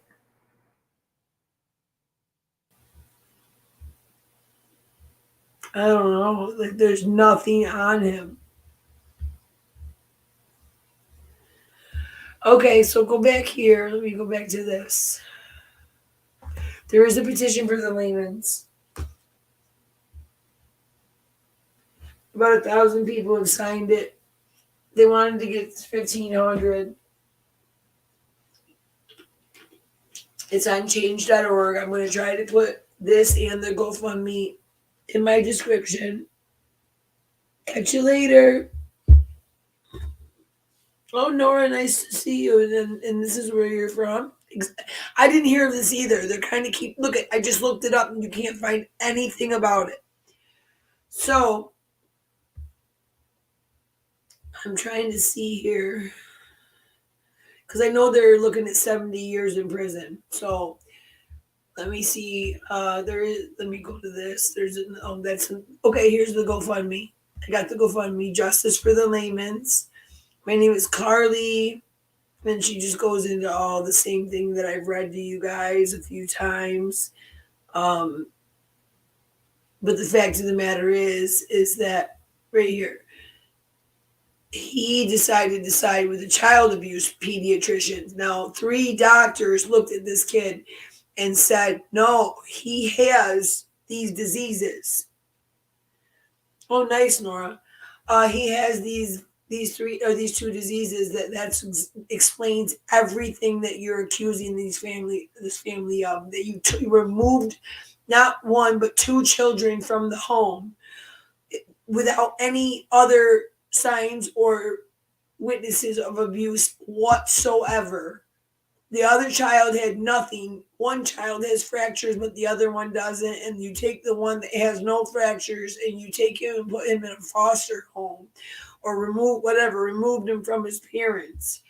And then you turned around and their baby who was just months old, they don't know what's wrong with it. Suddenly you blame them and they have to try to defend themselves. Okay, guys, it says great news because of all the donations. We now have 4,200 to go. Reminder, we need this by July 28th. Guys, that's 2 days. Wow. I'm going to see if it's got it. Oh, right here, copy it. All right, I'll put it in the description when I'm done. All right.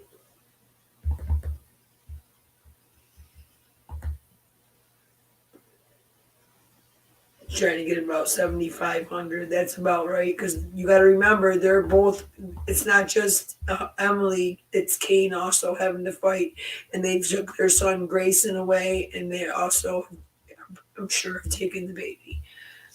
So here's this an article of some supporters of the family rallying outside the courthouse here a couple months ago.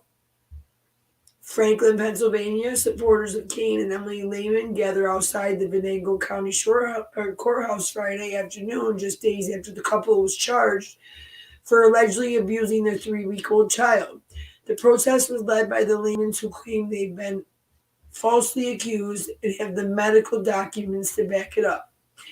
And it says, we just want to show DA Shaun White that we're not backing down because we're innocent.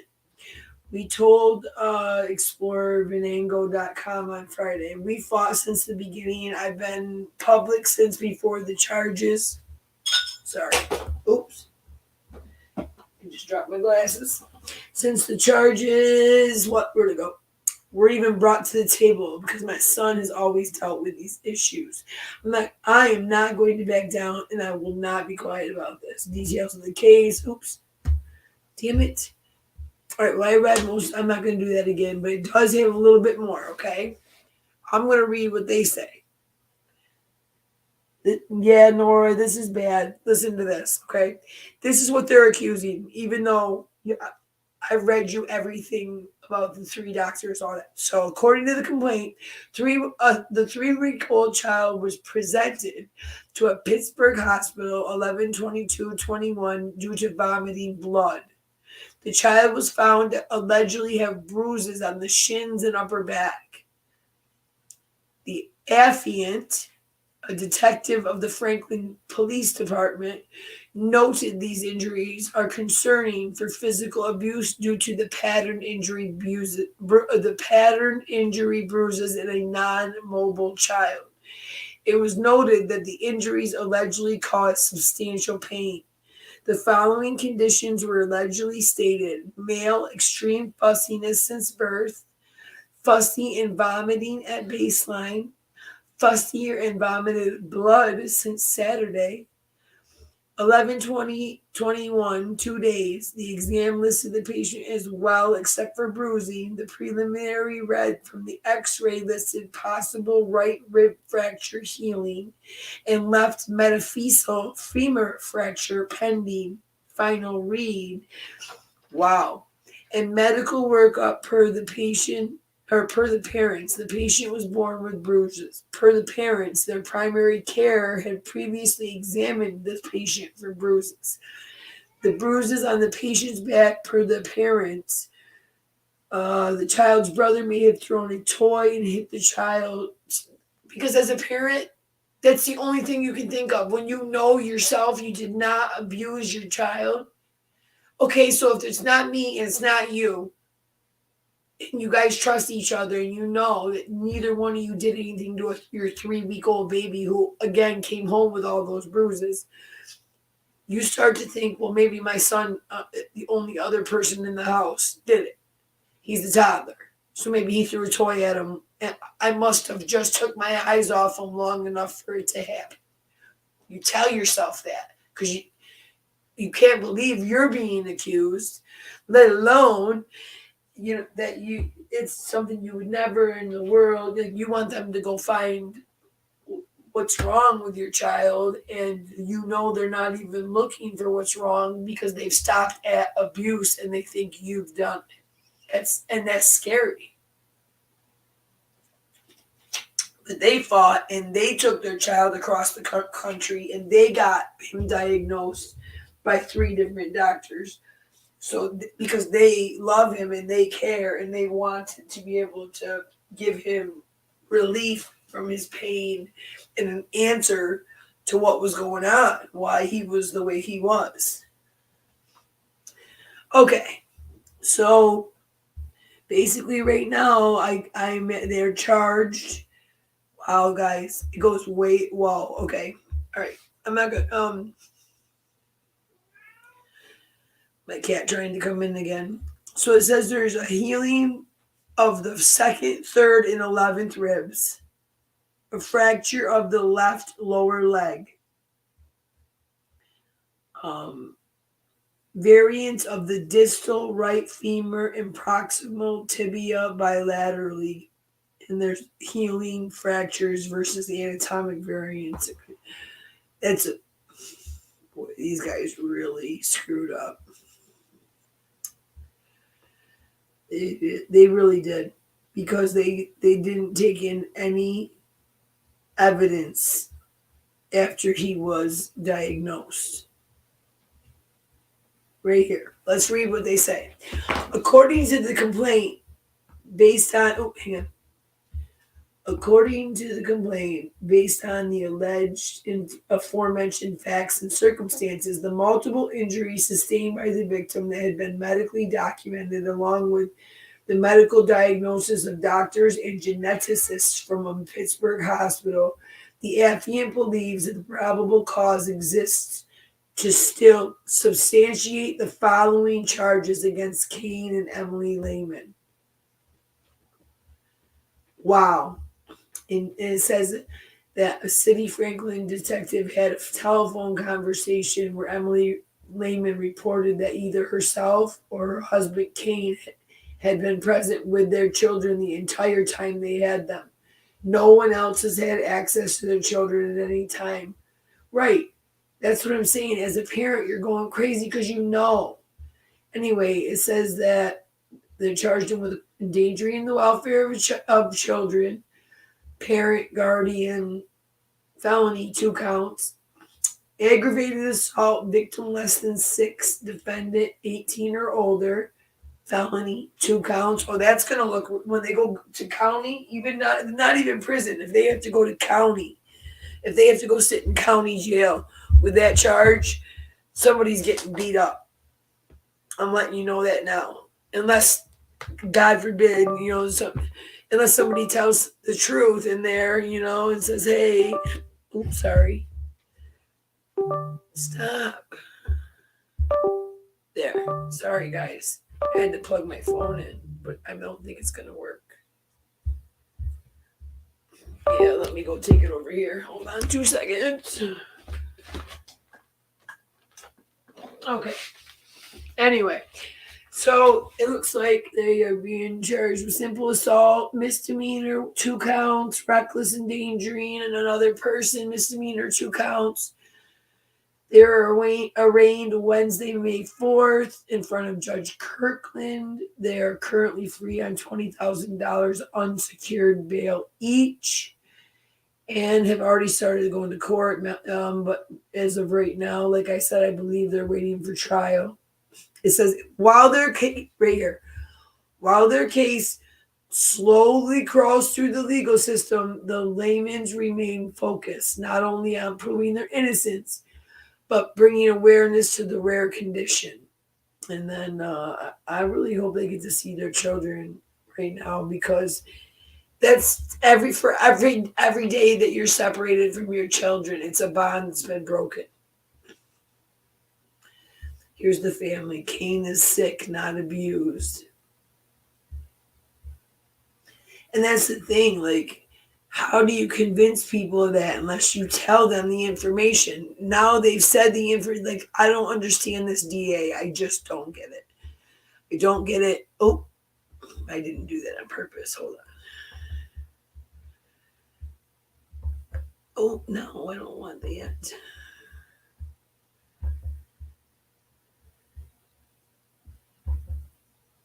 Okay. Here we go. So this is Emily and Kane getting hitched back in December of 2013. It says to see Teen Lehman get hitched. I think that's who that is. I'm not sure. What is this?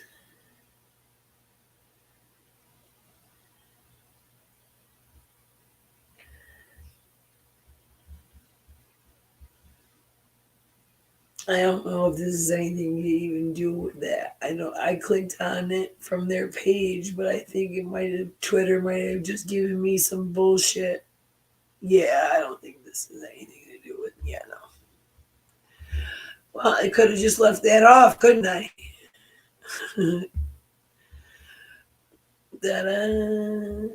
I'll put the GoFundMe and the other stuff in my description when I post this live tonight when we're done. And bingo. Got it all. I want to talk about this. So this guy, because like everybody's heard of the whole Soros thing. So Soros, and I know, by the way, if you guys are commenting, I can't see your comments right now because I had to plug my phone in. I have to go back to StreamYard to check your comments, so just give me a second. Oops, what did I just do? There we go. Oopsie. Are you still sharing it? Yeah, I'm still sharing it. So hold on, remove. I'm just gonna fix it real quick. Poor parents. Yeah, Nora, I feel bad. I feel bad because they're basically helpless. The one person they need to believe them is not believing them, and they have so much proof to back them up, and it's just not. It doesn't seem to matter. All right, share. Check this out, guys.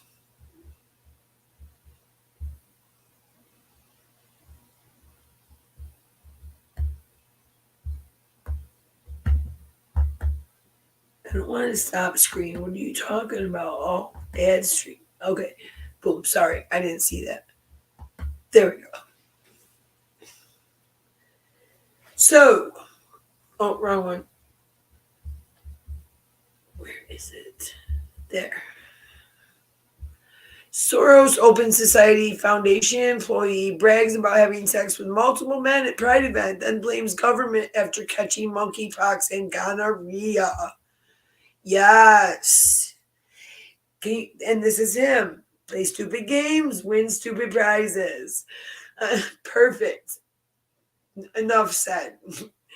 Public health expert and director of George Soros Open Society Foundation told The Guardian how he had sex with several men during the New York City Pride festivities and then blamed the government after contracting both monkeypox and gonorrhea.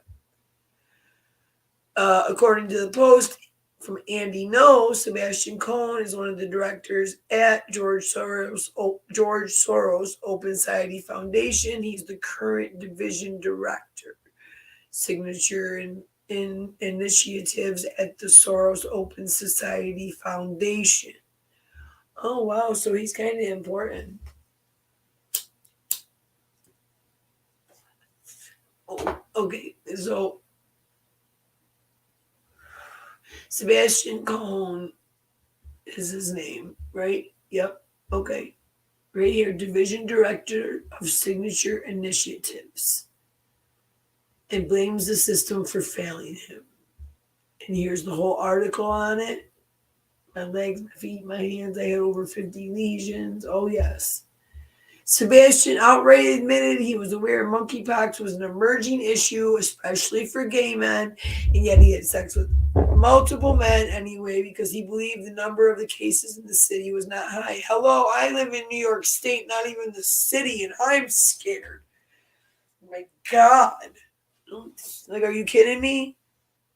What I didn't understand was how absolutely dismal testing capacity was. Well, hello, that's why I did the video. And it said I had sex with several guys over the weekend. Well, that's not our fault. That's your fault. It says then a week later, I started feeling very fatigued. I had a high fever and chills, muscle aches. My lymph nodes were swollen. They were protruding 2 inches out of my throat. That sounds like something, but I don't know what. After I went home, the rash started spreading and I began to feel anxious. I developed lesions literally everywhere. They started looking like mosquito bites before developing into pimply blisters. Oh, God. Hold on. That would eventually pop and then scab before leaving a scar. I had them on my skull, my face, my arms, my legs, my feet, my hands, my torso, my back, and 5 just on my right elbow. At the peak, I had over 50 lesions and a fever of 103. An intense pain prompting a panic attack. Ironically, the only place I didn't have lesions was my penis. Well, thanks for sharing, George Cohen. Appreciate it. The next day, I got my STI results positive for gonorrhea, but no word yet on the monkeypox, he says. That's when I developed hives everywhere on my body from my neck down as well as a headache. arthritis pain in my fingers and shoulders, and a strange pain in my shin bone that got so painful I couldn't stand up. At night, I would wake up going crazy with both legs, or with both pain and itching from lesions and hives. Just sitting up in bed and scratching myself. I was isolated, lonely, frustrated with how unfair the situation was. I was clearly sick, yet had to cobble together a care plan on my own. Oh, God. Earmuffs, guys.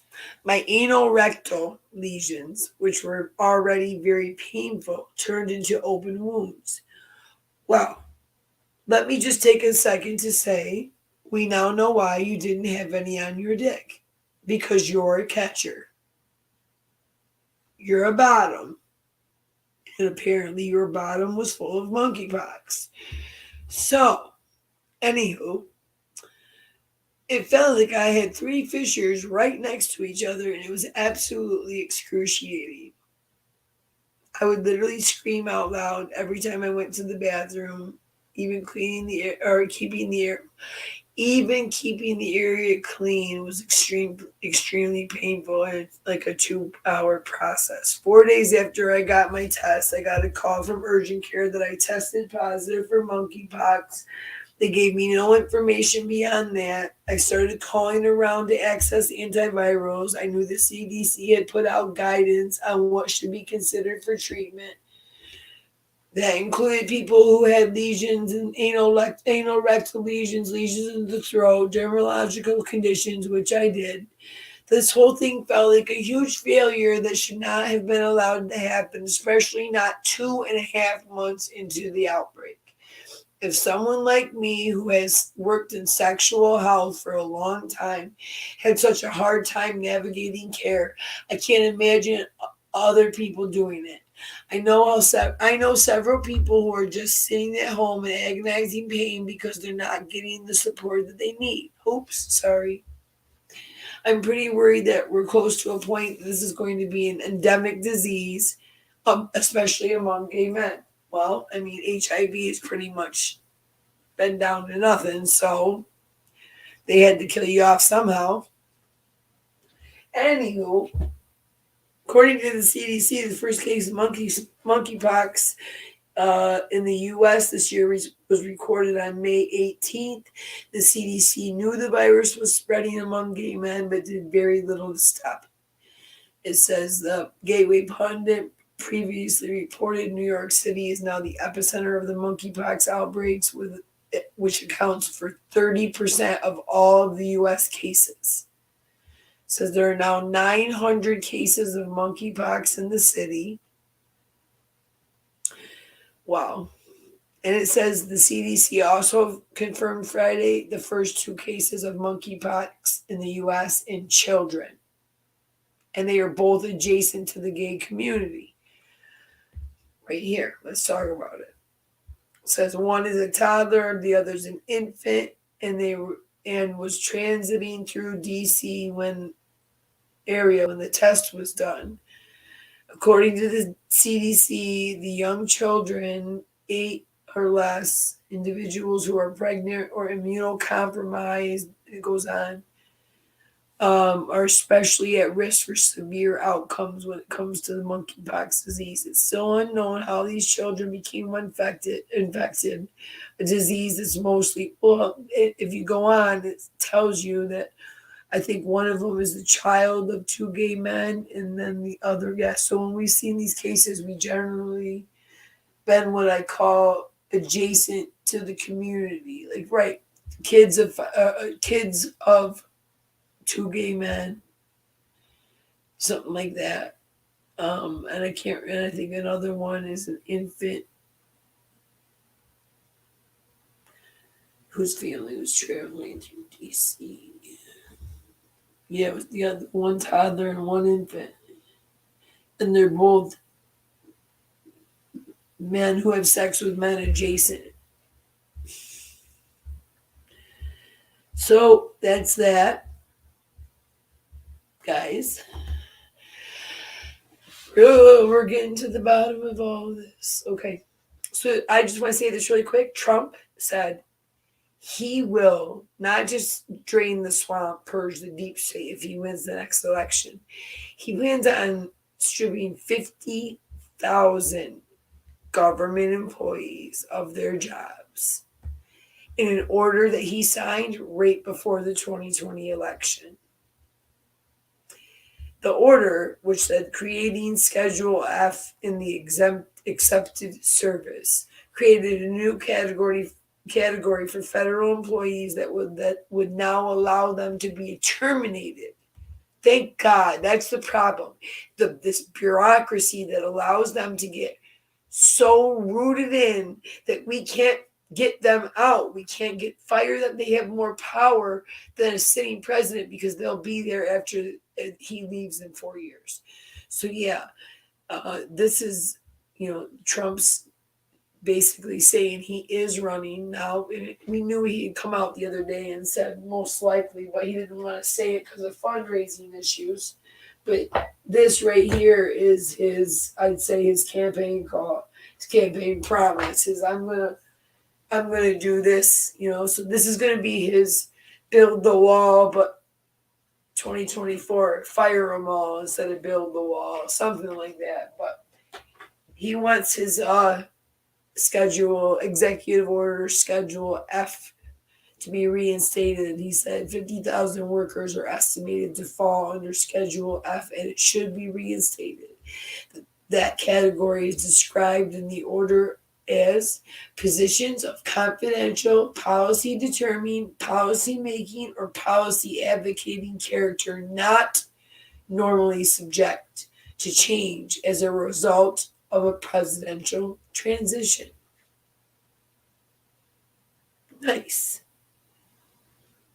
Perfect. Fire them all.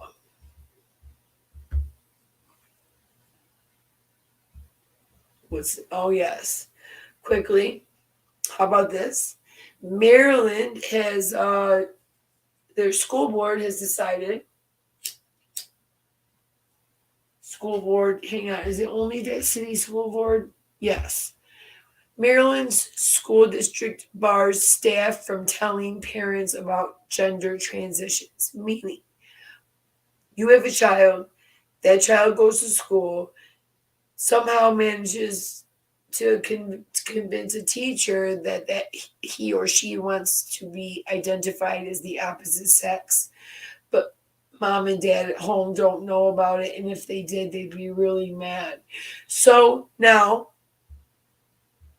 they're barred as teachers from telling you, the child's parent, about such a thing, and they have to go along, and the school goes right along with it, calls them what they want to be called, identifies them with what they want to be identified with, whatever you want to say.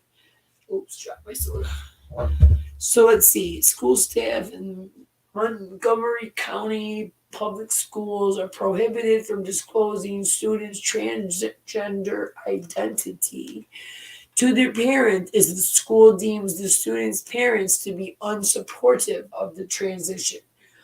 Okay, this is like the second biggest overreach that I've seen in parenting in just as many decades, when they stepped in and started saying spanking your kids was abuse.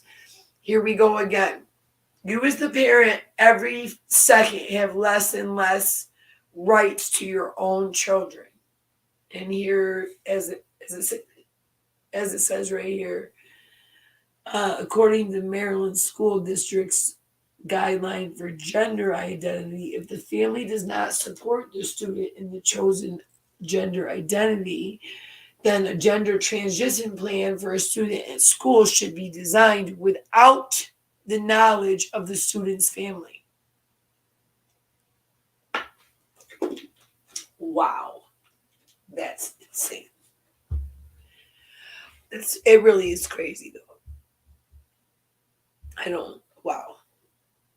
Nora, I want Trump to win, absolutely, because if you haven't noticed, maybe your life hasn't changed, but my life from 2016 to even through the pandemic, to 2020 were the best 4 years economically, socially, just all together. It was the best 4 years I'd had in all 40 years of my life. And then now this has been the put it on the worst, because the other worst was when Obama was president economically. I'm just saying, I voted for Obama. I was a liberal for years. I don't want to listen, before you knew my politics and didn't notice the Let's Go Brandon flag behind me, you liked me. So just keep that. That doesn't change anything. See, what I don't understand is, before the Trump thing, it really didn't matter who you voted for. Like, you could have two people who one voted for the Democrat, one voted for a Republican. They still could sit down and be friends and have a conversation and be complete. Now it's like you're on one team or the other. That's it. No, there's no in between.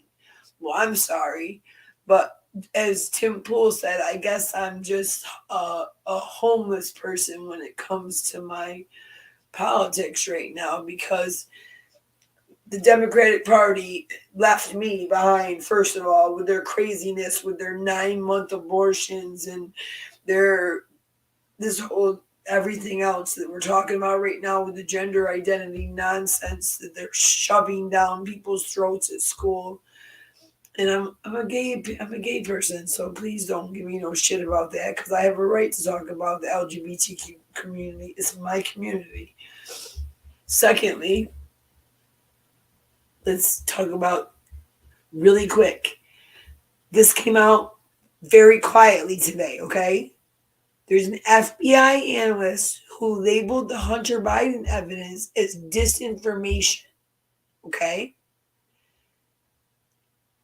And he has been linked to the new upcoming trial that special counsel John Durham is running. Okay. FBI supervisory intelligence agent Brian Auten opened in 2020 the assessment that was later used by the agency. Hold on. Sorry. I'm going to do this. Okay. And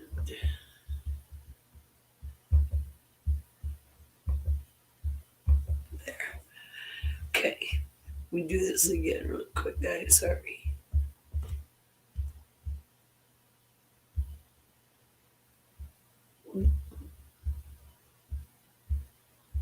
Come on. There we go. I don't care. Okay. There we go. Sorry, I just had to do this again. Here we go. So, Rawton opened in 2020 the assessment that was later used by the agency, according to the whistleblower. Disclosures received by Senator Chuck Grassley. Auten also interviewed Igor Danchenko, the alleged main source for the British ex-spy Christopher Steele's discredited dossier. The bureau agent was the unnamed supervisory intel agent identified in Inspector General Michael Horowitz's report on the Foreign Intelligence Surveillance Act abuse. This is about that, like how the whole Russian collusion thing happened, who was involved, and all that. So anyway, because that, believe it or not, the guy that's been investigating that this whole time is his name is Durham. I can't write the. Does it say it? I think it's Jim Durham, maybe. I don't know. It doesn't say John Durham. He is actually known for his prosecuting of government officials. So he is actually going after, there is a trial that's upcoming, another one, I believe, for he already prosecuted a Clinton lawyer, but he was found to be innocent or not guilty, excuse me. So anyway, this guy did the Danchenko thing.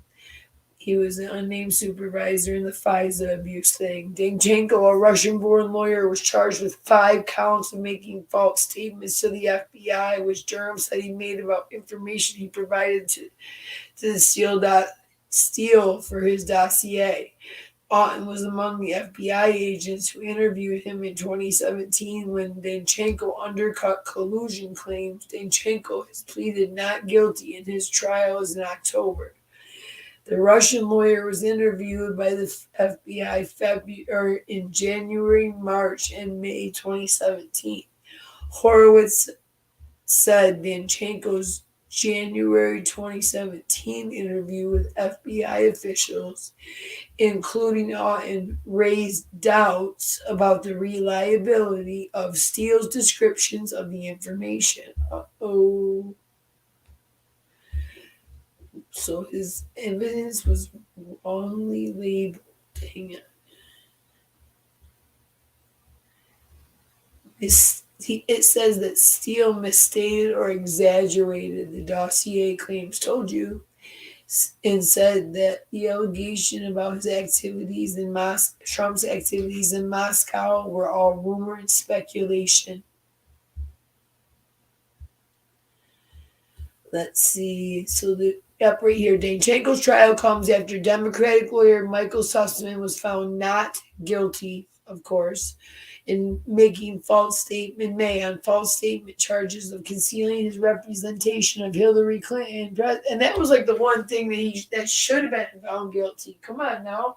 That guy knew when he went to the FBI with that information like he did, that he knew he was doing it on behalf of Hillary Clinton. She's literally the one that had him do it. But he lied about it, and now he got charged with it, and a jury of his own peers found him not guilty. But it's hard to see how that happened. So it looks like the special counsel has obtained one guilty plea from former FBI lawyer Kevin Kleinsmith. He admitted that he falsified a document during the Bureau's efforts to renew FISA surveillance authority against Page. Kleinsmith Kleinsmith wrote in 2017, Page was not a source for the CIA when Page was indeed an operational contact for them. Okay. So it looks like basically this guy that was the one who called all the info against Hunter bunk, or said it was disinfo or fake news. Well, that same guy is he's connected to the Durham prosecution, so keep your eyes out.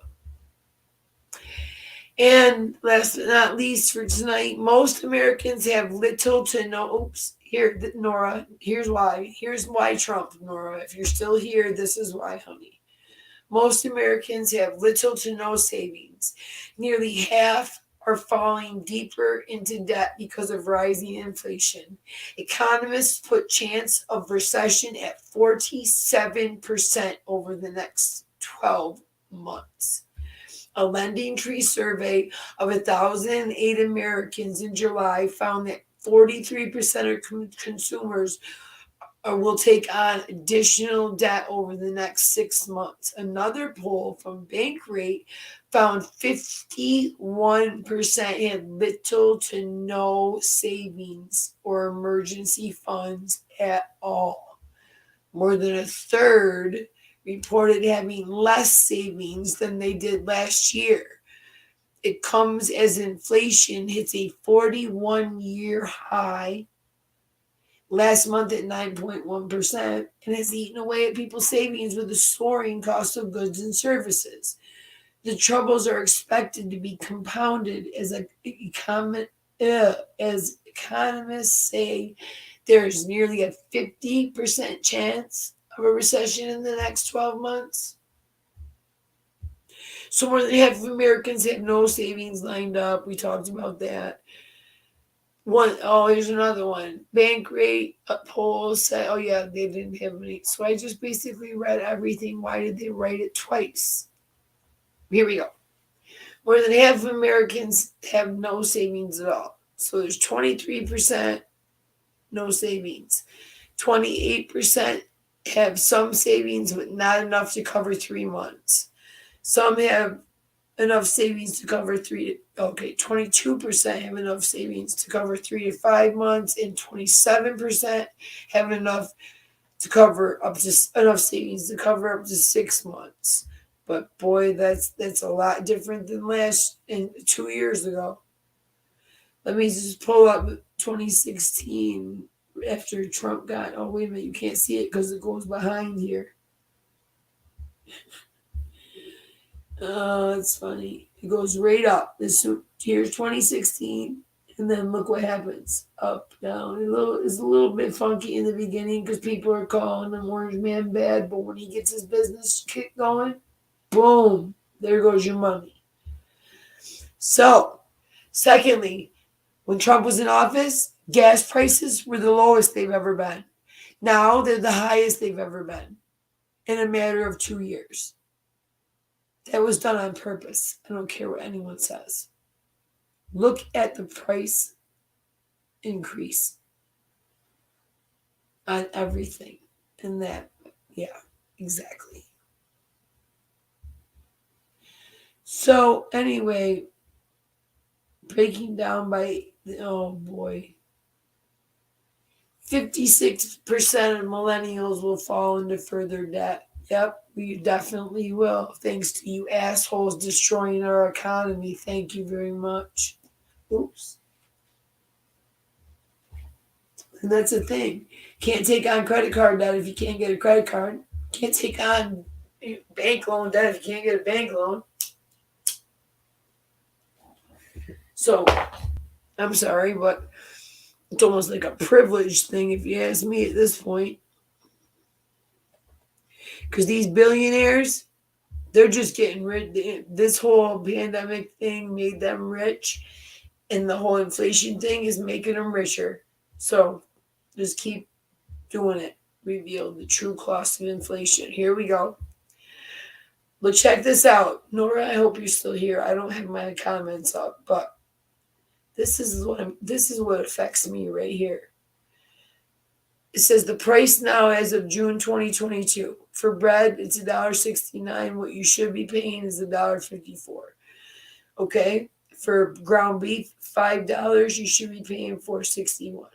For milk, $4.15. You should be paying $3.62. For eggs, almost $3. You should be paying $1.67. A full tank of gas says $75.87. When you should be paying $49.46. Average monthly gas bill, $85. I don't know whose, but anyway, $85 when you should be paying $53. What else they got? Flat screen TVs the same. Oh no, this $50 different. Even the TVs went up. Everything went up but your check. Everything but your check. Right? That's basically what it is. So, yeah, that's a little crazy. I didn't realize like how many things had gone, prices had gone up. All right, I'm outie. Peace. Have a good night, guys. Thanks for hanging out with me. Appreciate it.